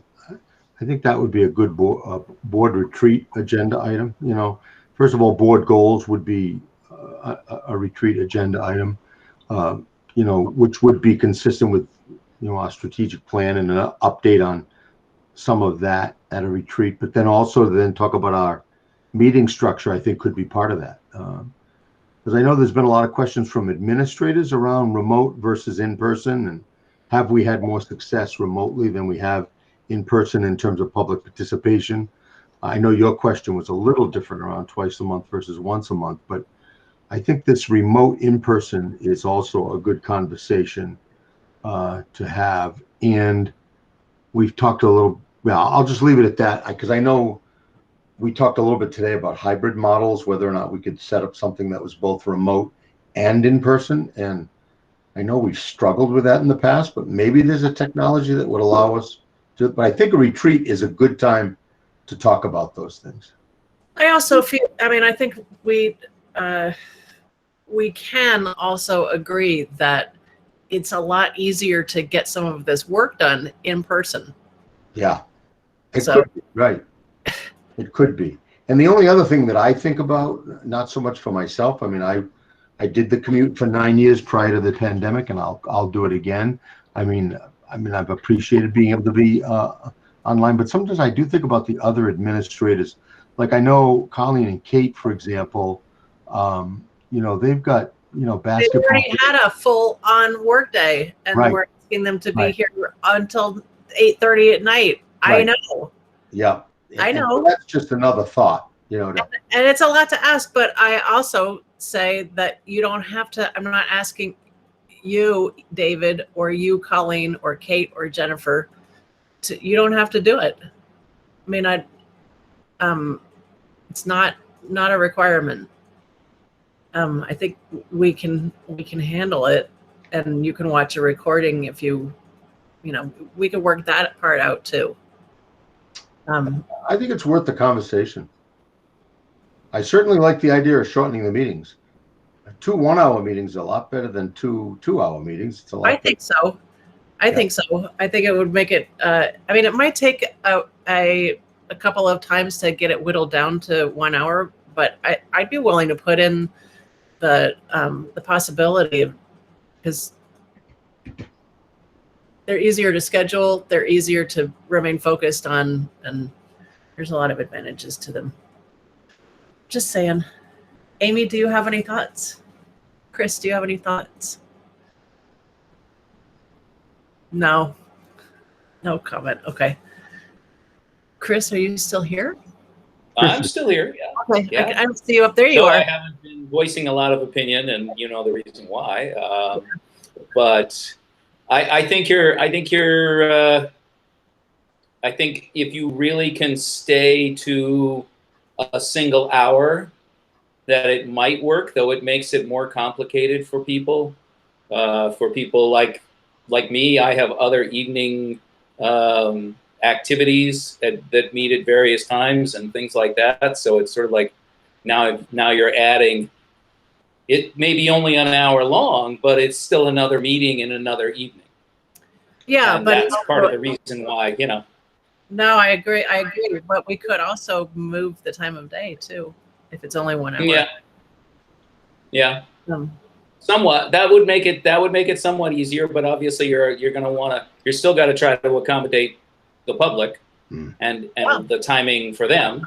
Yep. And what's a good timing for them. And then I look at somebody at you say we could do these meetings without David and without Colleen and with but that I think is even more of a challenge, because if it's something that the public wants to talk about, we need people who have the real details to be at the meeting. It's So true. I'm a little bit well. I'm this way now anyway, so a little bit skeptical of trying to find another meeting and add another meeting to life. But you know, because certainly Colleen has worked all day long, but so did I. So it's not like, you know. Yeah, I know. But I also. And so did you. So I mean, you know, it's not like it's yeah. I think it would be nice to have a 1 hour meeting though. Oh, it would be great, yeah. But could you have a 1 hour meeting? I mean, I think we are a, how do I want to put it? We are a fairly verbose group.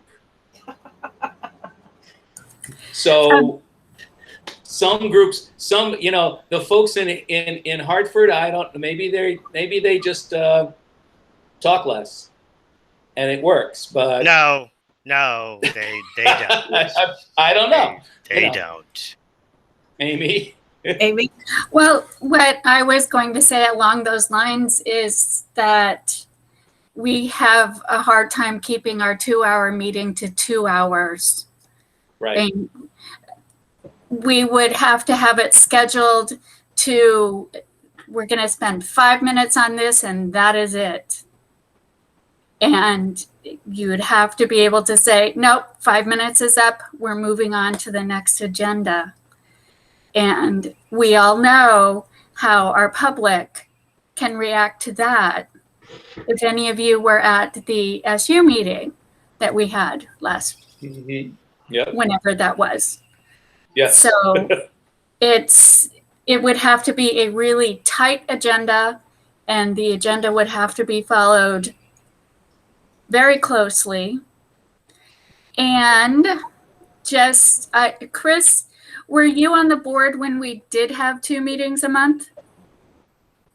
I think so. I've tried to forget it, but yeah. So we used to have meetings the first and third Mondays of every month, and they were an hour and a half long at least. So that it would have been those were agendas that had, this is what time we're going to do this. This is what time we're going to do that. Yeah. So. And we still didn't stick to them completely. And we had a couple of talkative board members, myself included. So. Yeah, Colleen, you're right. Timekeeper. Yes. Yeah. And that's what we did that for a while. And that did speed up things a little bit. Right. You were the timekeeper. It might have been at one point. And Bill was the timekeeper. Y'all were the enforcers. Okay. I just wanted to bring it up. And I guess we could talk about goals at our retreat, which is the next agenda item.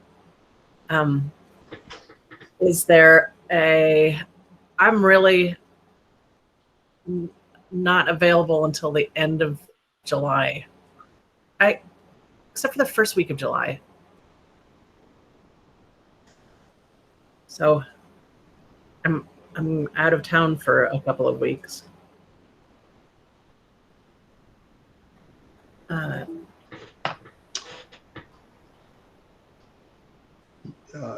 So when are you back, Elizabeth?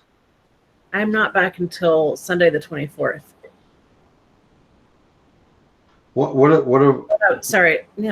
July. Sunday the 24th.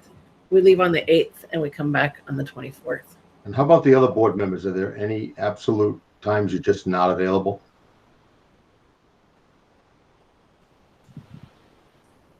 I'm not available on Wednesdays and Fridays.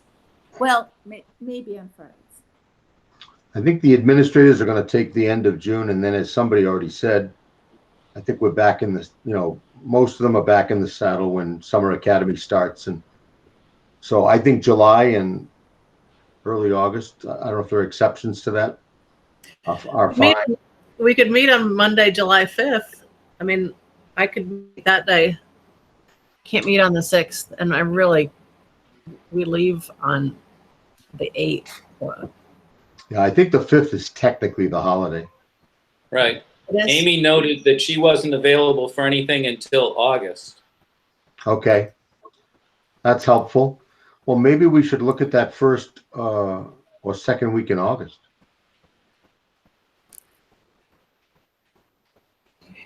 Any administrators that can't do first or second week of August?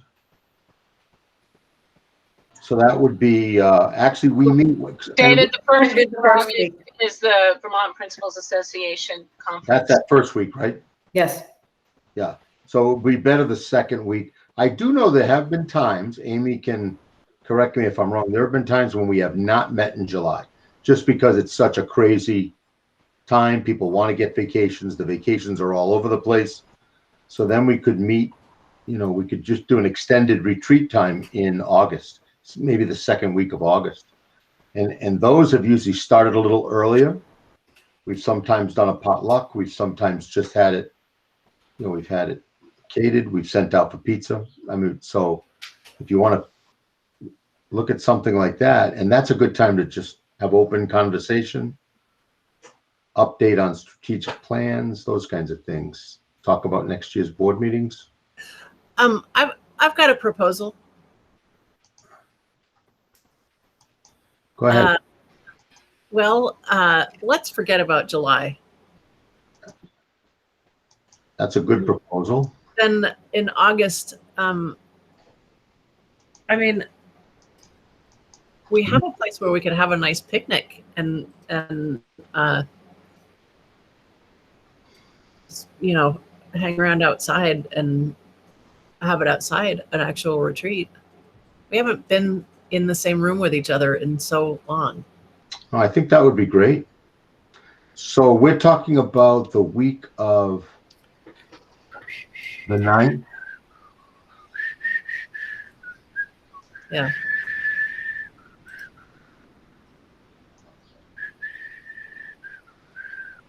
Not at our house, at my, to be clear, but it is in West Windsor. But it's at my mother's, the property that my mother lives on, but it's not at her house either. I think that's great. Bring your own meat, cook out. Meat or salad, we can work that out. Those are details. So I know that's what Heartland's going to do. That's what Weathersfield's going to do. And that would be the week of August 9th. We'd have to pick a day in there that worked. How about August 9th? What's that? How about August 9th? How does that work for everybody? Anybody that it does not work for? What day of the week is it? Monday. A Monday. You can do it, Nancy? Sounds like going once, going twice. Okay. All right. So the 9th, and I hope you don't mind coming to West Windsor, but it'll be nice. No, I think that's fine. I mean, that's part of our district, right? So let's do it. I mean, so Elizabeth, you and I can work on some of the details, I guess, and then, yeah. Like I said, usually if we're going to do potluck or some sort of a, bring a dish, we start around, a little earlier, 4 o'clock, 4:30, and just work right through till 8, so we get a few hours in. Yeah, that'll be great. Is that good? All right, I'm going to send out an invite just so people have it on their calendar. And let's see, that high school graduation decorations we're not talking about since the high school graduation has already taken place. Staffing patterns is the next and final discussion item. Yeah, one of the things that I'm just trying to get this invite out. Hold on one sec here, and then I'll be right back with you. All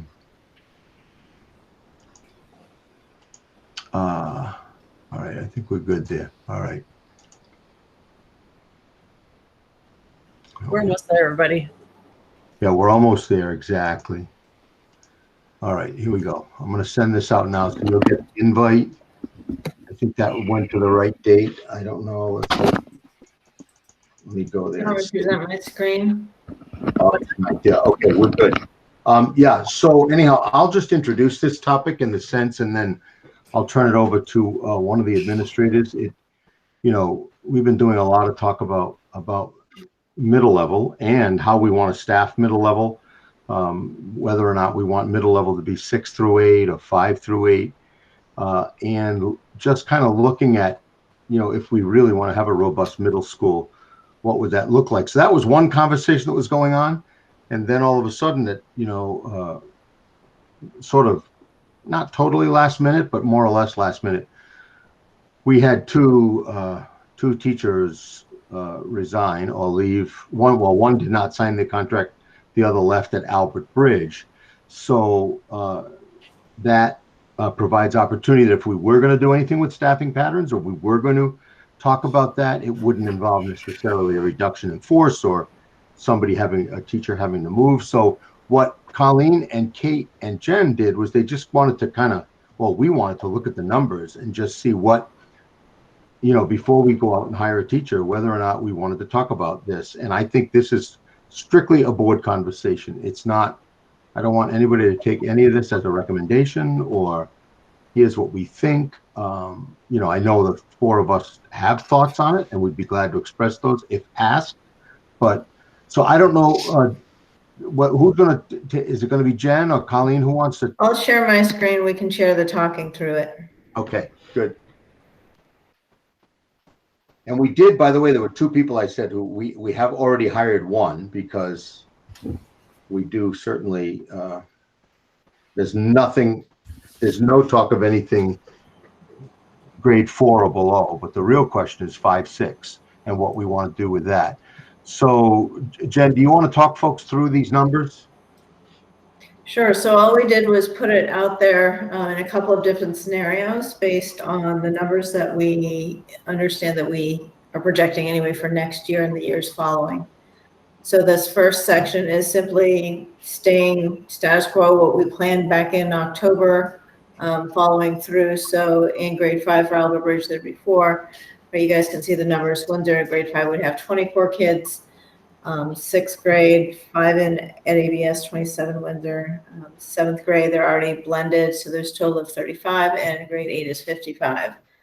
At Albert Bridge School, the plan was back in October to have a combined 5, 6, so there'd be 9 kids in that group. So that would be a status quo staffing pattern, right? Yep, so this is status quo staffing pattern. This is back what we planned in whatever it was, October when we did the budget. Sorry, I tried this. Make that easier to see, and I just lost my place. Oh. All right, so that's at ABS, that would be a 9-to-1 ratio, but again, recognizing that's one teacher teaching all 8 subjects, so 2 grades, 4 major subjects. 127 kids in the 6th through 8th, which is their configuration now of 18 or 19-to-1, 18-to-1 staff ratio in the 7th and 8th. And that's just to say that the different ratios are if the classes are blended, if it's a 7th and 8th grade mix or a 6, 7, 8 mix or a 5, 6 mix versus a straight 5th grade or a straight 6th grade, that everything would look a little differently. So we tried to just put it out there in a couple different configurations. So that's status quo. We have done it both ways. Sorry, Dr. Baker. No, I said that's the status quo option. Yes. Okay, the next possible option is taking 6th grade students from Albert Bridge School and putting them in the Windsor schools next year. That would leave 4 kids in grade 5 at ABS. We'd have to think about what to do. Sorry. She is not used to beeping. I'm going to mute myself. Bill, I see your hand. You're muted. Yeah, you have your mute on, Bill. I thought maybe everyone could read my lips. No, yeah. We're trying. I think this is a good discussion to have. At the same time, I would be interested in seeing configuration of ABS with the 6th grade gone, configuration of ABS. Well, I wouldn't be particularly interested in seeing configuration with 5th and 6th grade gone. I think that transition in 1 year would be a little bit much, but I would look at it and consider it. I know. So that, I mean, I guess what I'm saying is it's hard for me to imagine or visualize what this would be like without both configurations. In other words, yeah, I see ABS has 4 students, Windsor has 24 students. What would the rest of the grades at ABS look like? And also, I mean, there are a couple of fine points, which are, one, the classes below that are robust at Albert Bridge. So they're not, this is 1 year when it's a thinner year. Number 2, both of these classes have quite a few students with special needs. And so that means 2 things. One, they ought to be in smaller class sizes, but also to change them for their families and for the students, to put them in a totally new school suddenly with a dramatically bigger class size, I think would really be well, one of the things, place. One of the things we would have to do if we were going to do anything, and I don't think we just, to your point, Bill, I don't think you would just do this with 4th and 5th grade parents. I think you'd do it with K through, 4 parents. You'd need to know what the parents think about, this idea. What's on the screen right now, that Jen, those are the numbers projected in the other grades, coming up. So, and this would, I don't think this is a purely numbers decision. I think this is also, I think it's a decision, certainly that West Windsor has to weigh in on, and those parents need to weigh in on. When we talked about it, meaning Jen, Colleen, Kate, and I, or whenever we've talked about it, it's much more around, programmatic, which I think, Bill, talks to what you're saying, is what would it look like?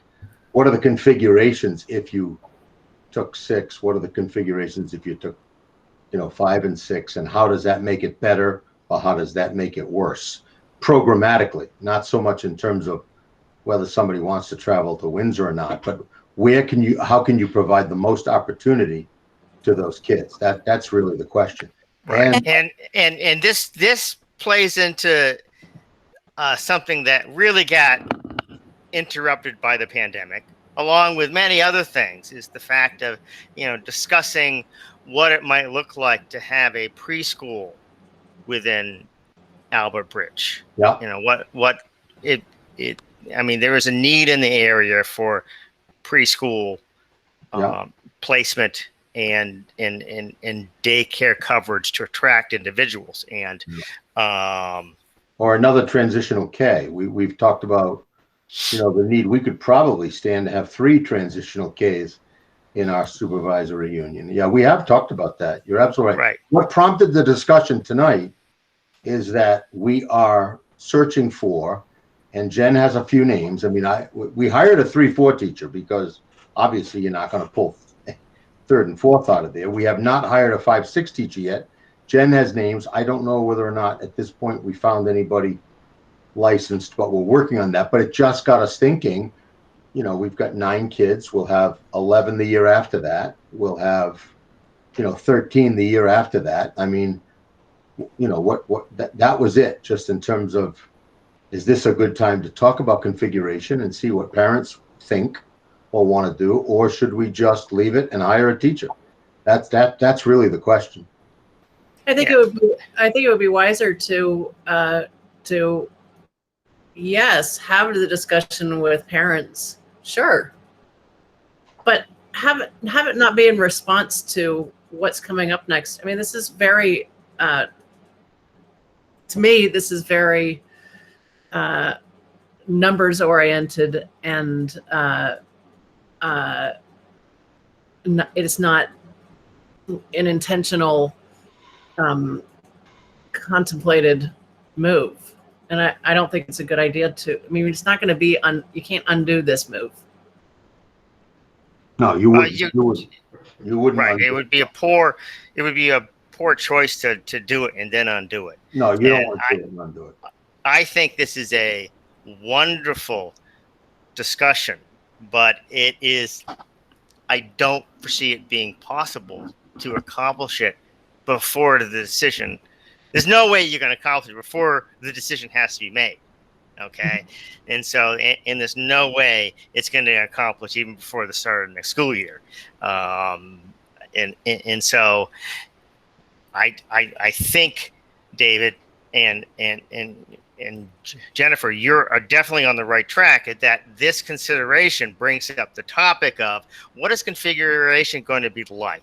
Is there a better program for the combining services of these two schools, and what is our mission?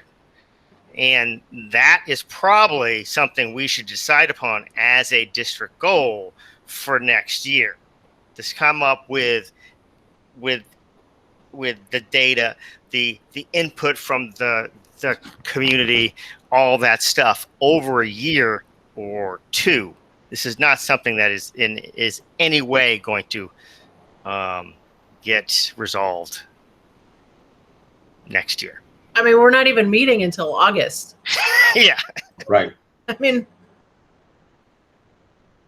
right. Jen, I don't want to put you on the spot, but what, I know the last time you sent me the applicant pool, we certainly had that outstanding candidate that I interviewed today, but then the others were, provisional licenses, maybe no licenses, couldn't get licenses. Where are we with that? They're all similar to the one that you had, which is they have a license from someplace else or in some other area. So one's a special educator in Vermont. One has an expired New York license. Trying to think of what the other ones are. One does have a Vermont license that recently came in that we're interviewing next week or this week. We're in this week already. Yeah. Yeah. And again, you also have, I think to Jen's credit, I mean, we certainly got the ads out as soon as we knew, the pool is a little bit thin. And the other thing that's a little bit difficult is, I don't know how all of you feel, but I like to be transparent with candidates. Matter of fact, I think one of the reasons our current there were probably a lot of reasons, but I think one of the reasons our current 5-6 candidate left is because they saw that, there was this middle school move afoot, and that there could very well be, I don't know if that's all of it or some of it, but it's hard to hire a teacher and say, we're working on this, and maybe you don't say that. Maybe you just. I don't think that's not why he left. He left because he had a really fantastic opportunity that he really couldn't turn down. That's why he left. It didn't have anything to do with any other chatter about anything at all. Yeah. And right. And Jennifer made a really fantastic hire last year. And that was right in the middle of the pandemic when we didn't have any idea what it was going to look like. Mm-hmm. And so, let's not. Well, that's not what he told me, but that's fine. I'll go with what you say. That's fine. Okay. And I'm not talking about this year. I'm talking about last year, in terms of why he wanted to leave last year. So that, I'm just going by my conversations with the gentleman. Maybe he gives different stories to different people. I don't know. And it's also a year later. I mean, it's a year. That's right. It's a year later. Not the same school. That's correct. Different opportunity, different role, and it doesn't really matter, David. No, it doesn't. Point is that Jennifer, my point was that Jennifer was able to make a hire right in the middle of all of this, and it was wound up being a really good fit. Chris, I see your hand, and then Colleen.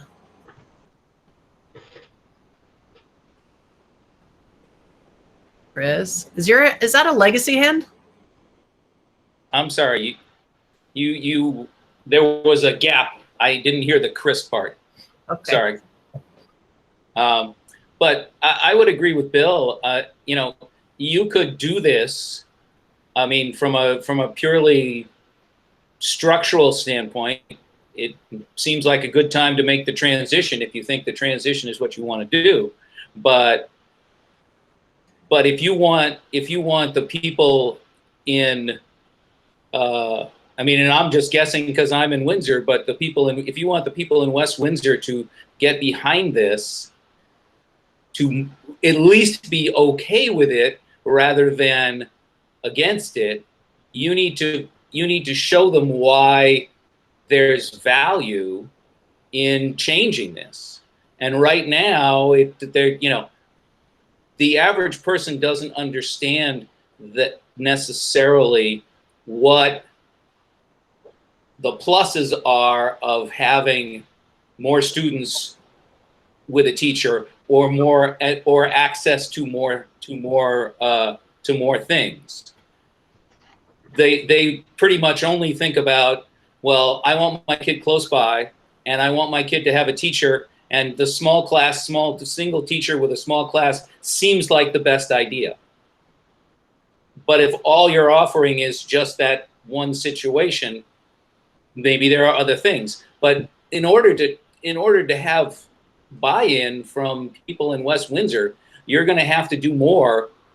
You can't do this year. Bill's right. There's not time enough. You know, if you want to just do it, but then we end up with that feeling that people get sometimes, whether it's true or not, that everything comes down from the top, and then we can blame the school board and make it their fault. But yeah, I don't see any. But you've got to also make a concerted effort to start figuring out what we want to do as a board, or what the board wants to do, and why, and then what's the value of it? Because the reason we were talking about reconfiguring things was not just because it was easier. It was because there was value in reconfiguring things. And so we have to get clear on what the value is, and then you have to be able to present that value so that people can at least go, oh, all right, well, it's not terrible, you know. If you can get farther than that, even better, but I don't know if you get everybody. If you can get 75, 80% of the people to go, oh, okay, that's all right, I can deal with that, then that's something. But if you do it right now, if you do it this year, you're going to get probably 75, 80% going, nah, you guys are wrong and you're bad and you're making my life difficult and you're ruining my child's education.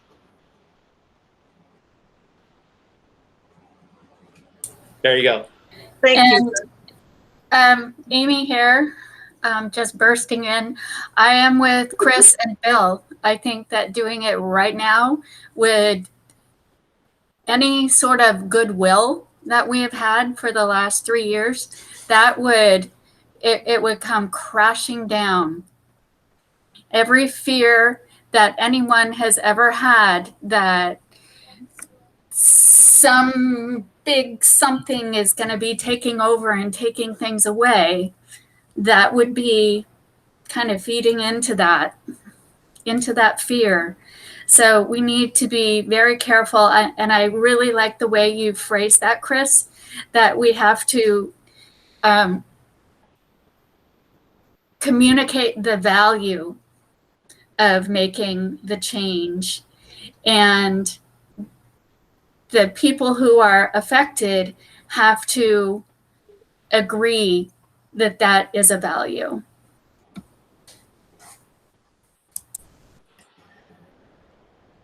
Colleen? I was just going to say that I know for Albert Bridge staff, there's been a lot of flexibility over the years because it could be a 2-3 classroom one year, a 3-4 classroom the next year, and then back to a 2-3.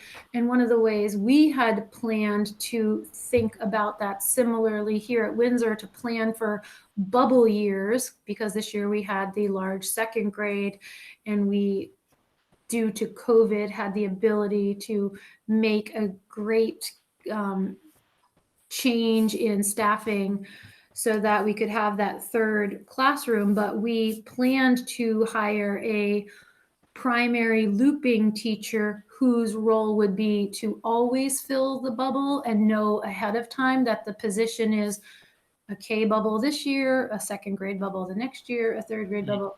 So that was a flexible plan we came up with. And I'm just wondering if the flexible plan that we do have some personnel in our SU who are hired as SU employees or Mount Escutney employees and not just Windsor and not just Albert Bridge employees, if that's a place where we think we can gain flexibility too. That's a great idea. Yeah, that makes. I like that. I love it. Well, the good news is anybody who's hired, right, for us is a Mount Escutney School District employee. So and the seniority is accumulated by district. We can move people around if we want to move them around. So that's a good point, Colleen. We can certainly take that, that into consideration too. If that's part of the sell of the whole thing. Yeah. Let me raise another hypothetical. What would happen if, and again, looking at the candidate pool, Jen says she's got somebody that just came on board. I know the last time she and I talked, there wasn't a ton of candidate out there, but what would happen if we could develop the rationale based on the work we've been doing around middle level, and we did put that rationale in some sort of verbal form, and we did survey the parents K to 5, and 75% thought it was a good idea? Then what would we do? Do you mean K6? K6, yeah. Well, 6 is going over anyway, so I'm just talking about the current K5 parents. I'm saying if you're going to survey parents, you'd survey the parents that are currently in K. Yeah, well, next year's K6, right? Next year's K6. You would survey next year's K4 because we're not going to get this done before this year. Yeah. I mean, that's just a reality. So, and I don't think it's just survey. I think it's you would have to, the board, and including myself, of course, would have to set up meetings and public input, and we really would have to vet out what our goal is and some different ideas to present this. I mean, I don't think we're even ready to say, oh, let's send out a survey about what parents think about A, B, and C. No, we're not even ready to do that yet. Because we don't even know what the possibility is. Well, and then exactly, what the possibility is. Yeah, then people decide what the possibility is before you even tell them. Right. And it's usually a negative possibility. So, yep. Unfortunately, because we don't have anybody, we don't have any vocal, at least not that I know of, vocal advocates in West Windsor to moving everybody over to Windsor. Say that again, Chris. I missed that. I said we don't have those. We don't know that. You don't send out a survey hoping for 75% of them to agree with what we'd like to do, unless you know that you've got at least, I don't know, 25 or 30% who are already thinking in that direction. And at this point, I wouldn't see. I don't expect that there may be some people that are okay with the idea in West Windsor, but there are probably a lot of them who haven't thought about it, and the others are probably set up against it. So you need to show them that there's some reason first. And I would again agree with Bill. You've got to prep all that. If you just send out a survey, all you do is start bad rumors. Mm-hmm. Never ask the question unless you know what the answer is going to be. Yes. That's, Can I just chime in for a sec? Because I I'm just not wanted to sure I speak. agree with that, but I hear you. No. Kate had her hand up. Can you hear me? Yep. Okay. Yes. you can. Sorry, I just wanted to chime in with that point that Chris said, because I'm getting the vibe that you guys, I think, or there might be a feeling that this is coming totally out of nowhere based on numbers. It's also coming from my and Jen and Colleen's experience that we do actually get lots of requests to go to one school or the other. And we've held tight with saying no, unless that it's educationally sound. But I think you would be surprised at the number of fourth and fifth grade Albert Bridge students who have a sibling in Windsor that we get that request. And vice versa, we have requests from people in Windsor who asked to go to Albert Bridge for the low numbers. And we've worked together really hard this year because a lot of those requests have come like mid during the school year after not a lot. Last year they came like during the school year when there's been like a bad interaction or something like that, something that they didn't feel good about and they wanted the request. But at the beginning of this year, we got more requests just basically on the siblings over in Windsor. And it's just a lot easier for me. And that's the experience I want. Or I want it for the small class side of Albert Bridge. So we've actually worked on a document. We've held tight to our reasons of saying no, because we don't want to be the ones, nor is it our responsibility to be the ones to open up that can of worms of moving back and forth until there's set conversations and surveys and protocols. So I just felt that should be known. Yeah, and we do have an interdistrict policy, which is good. That's worked for us, where we have special consideration for kids, and we have had a couple of kids. We've had kids. I'd say probably about two. Maybe one from West Windsor who came to Windsor, and one from Windsor who maybe went to West Windsor. But what I think is going to be important for us, and maybe the retreat is the time to do it. I mean, and I know the pandemic got in the way, right? But we had this conversation. And by the way, even back 18 months ago, it was centered more around middle level, because I think there was some strong feelings in Windsor and in West Windsor about transporting really young children distances and so because I remember we had a board meeting where we had parents show up from Windsor and West Windsor. But I just think we need a process or a protocol. I mean, again, I saw an opportunity before we hired an employee to just whether or not we wanted to at least put our toe in the water, and it sounds like we don't, so that's fine. I just feel a little bad as a superintendent that we would hire somebody, and maybe it wouldn't be. Maybe like Colleen said, that would be a swing teacher, or, I mean, if in fact we're going to have this discussion, but we've done that before and we can do it again. And I just think we need a protocol, or we're going to all be just, discussing this middle level scenario and opportunity for the older kids, both in Windsor and in West Windsor, if we don't move on it. I think we have to move on it at some point and decide whether or not it has any value or not. And we did start the conversation 3 years ago. I remember that.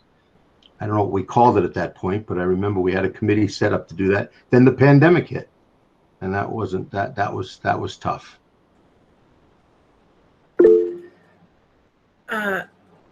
I think Amy has her hand up. No? Okay. Not anymore. Okay. Okay. Kate, is that a legacy hand for you?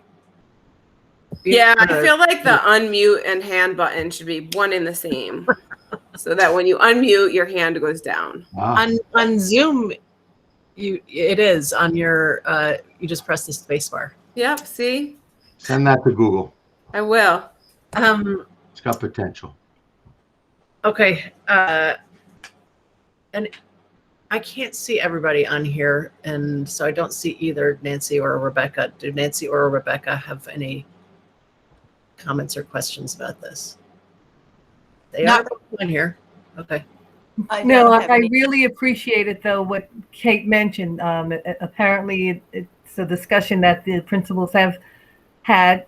So some of the suggestions they are making are or that are being brought up are not coming from basically just as a result of a number issue.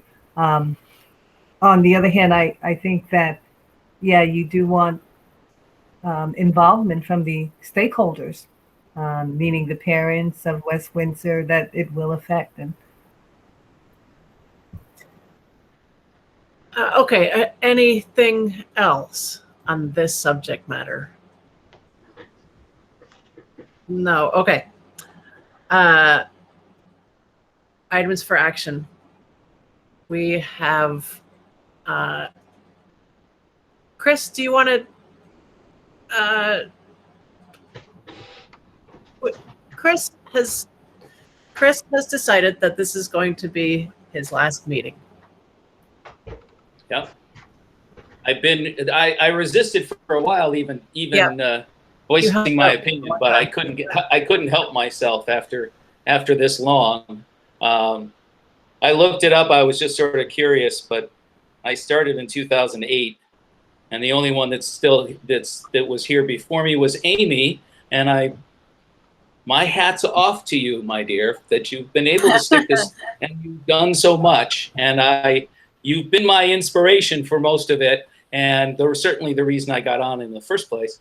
And I was trying to stick it out as long as you did, but I'm sorry, I can't. I can't do it anymore. I appreciate the work that we do and the work that you guys are doing, and I also know that I've reached a point where, for whatever reasons, and I'm not even sure why completely, I just don't have, my heart's not in it anymore. And most of the time I look at the clock and go, can we get this done? And it's not like that's not a criticism of what's going on. It's just that, yeah, I've reached that point, and I'm reaching that point with a whole lot of stuff. But so yeah, I came on. I stuck out when I thought I was done in back when we had the last vote, but then Amy turned around and changed the rules. I know you did it. I know. So that I had to stick around for another vote, but I'm not gonna wait till another election. So I thank you all, and I continue to appreciate all that you're doing. So that's it, I guess. We're certainly going to miss you, Chris. Yep, you will be. Thanks, Chris. Yeah, Well, thank you, Chris. Thanks, Chris. And thanks thank you all. Thank you, Chris. Thanks, Chris. Good luck. And I will stop in every once in a while if you have a really good juicy subject, especially if you put it at the beginning of the meeting. I will come around and voice my opinion, because certainly I have a lot of opinions. So yeah, come for the picnics. Yeah. Yeah, right. So well, normally, I thank you all. So no, thanks, Chris. And normally, what we do is we simply get the opening out on the website. We get it out on Facebook. We get it out on the listservs, and then people express interest to us who may be interested. We've also been known to recruit, right, Rebecca? We know how to recruit and pull in good people. So if you know of anybody that might like to serve, that would be great. Well, we had at least one or two other candidates when Rebecca came on that would have been. Yep. So they're there are possibilities. I don't know if their situations are still the same, but yeah, neither one of their situations are the same. But luckily, we got Rebecca, and we'll find somebody to. Oh yeah. But thank you so much, Chris. Your voice has been really invaluable. Thank you. Well, and as I'm always open. If you want an opinion, I always have one. So you can you can call me up or email me, but you'll have to be persistent because, you know, I don't read my emails as often as I should. So. Would you please email me your regular email address? Yeah, your personal. Oh yeah, for sure. Yeah. Yeah, I'll send it out just to. Yeah, so that'd be can nice. Keep in touch. That'd be good to have it because. Sure. We'll close out the WSESU at some point, but it'd be nice. Yeah, right. To have your personal address. So Elizabeth, yeah. do you? Because I know it's getting late, but do you want to? Work with me and Laurie and just figure out a way to get this out. Yeah. We'll get it worked out. Okay. And we have the 2 other resignations. Do we need to vote to accept them? Yeah, we should probably, yeah. And then we had a request for a leave of absences. I think that's on the agenda, right? Yep. So I'll take a motion to. Okay, so Jennifer Aldrich, are you still here? I'm here. Can you describe the other resignations, please, or one? Sure. So we have Andrew Wood is leaving, as you mentioned, to take a position that for him seems like a really good fit. Martin Butler is retiring, and Tony Pickermenis, our librarian, is moving on to try things in a different way. So I think okay. So I'll take a motion to accept with great regret all 3 of those. That's like 3/4 of the male staff at Albert Bridge. Yeah. With great regret, I'll take a motion to accept all 3 of those resignations. So moved. And also thanking them for all the work that, all of their contributions to the school community. Thank you, Amy. Same. They've all 3 of them been really, really great for that school.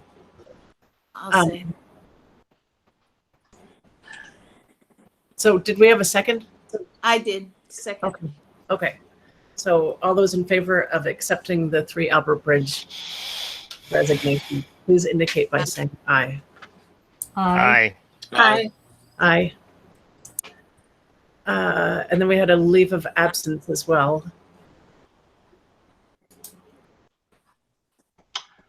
Maybe either Colleen or Kate, do you want to describe that one? That's from.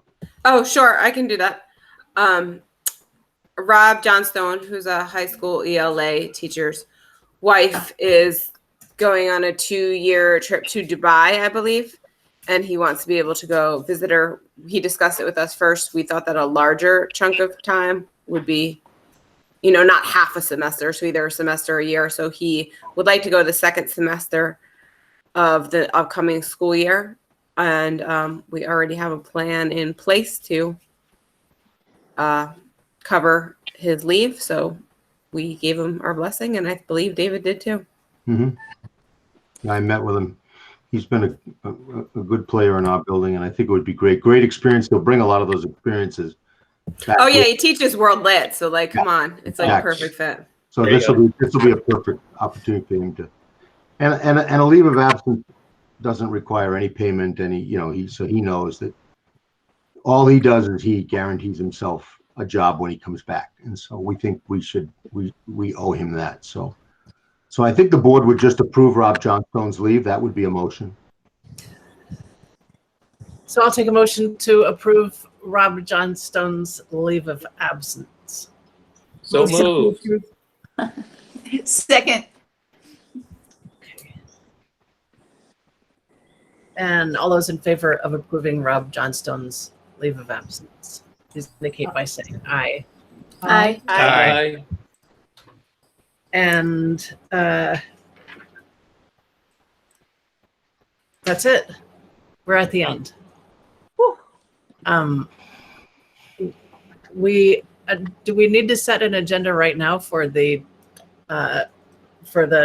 retreat? I think it might be good to capture those big ideas that we were talking about, right? Like strategic, review of strategic plans, setting goals. I think, those would be 2. Review of strategic plans and recovery plan, setting goals, board structure, you know, a board meeting structure, 21, 22. And then we might want to at least start that, not start that conversation, but keep that conversation going around, middle level opportunity, staffing patterns. We might have more information at that point about hires for next year. And, Well, that would be under goals, right? that would be under goals. Exactly. So, Yeah. So I think that's good. I think that would be enough to get us going. all right. All those in favor of ending this meeting? Yeah. We need an adjournment. A motion to adjourn, I think, would be it. Yeah. Oh, sorry. I'll take a motion to adjourn this meeting. Yeah. So moved. So moved. Second. And Jen, Colleen, and Kate, just hang out for a minute. And Katie, I can call you in the morning. I saw that text. I'll call you in the morning. All right. 1 minute. Yeah, exactly. Thank all you, those Chris. in the meeting. Thank you. Thank you. We'll stop Thank you, recording. Chris. Hold on. Thanks, Bye, Chris. everybody. Bye, Chris. See you Thanks, around. Have Thank you. fun. Bye. Bye, Chris. Thank you, Chris.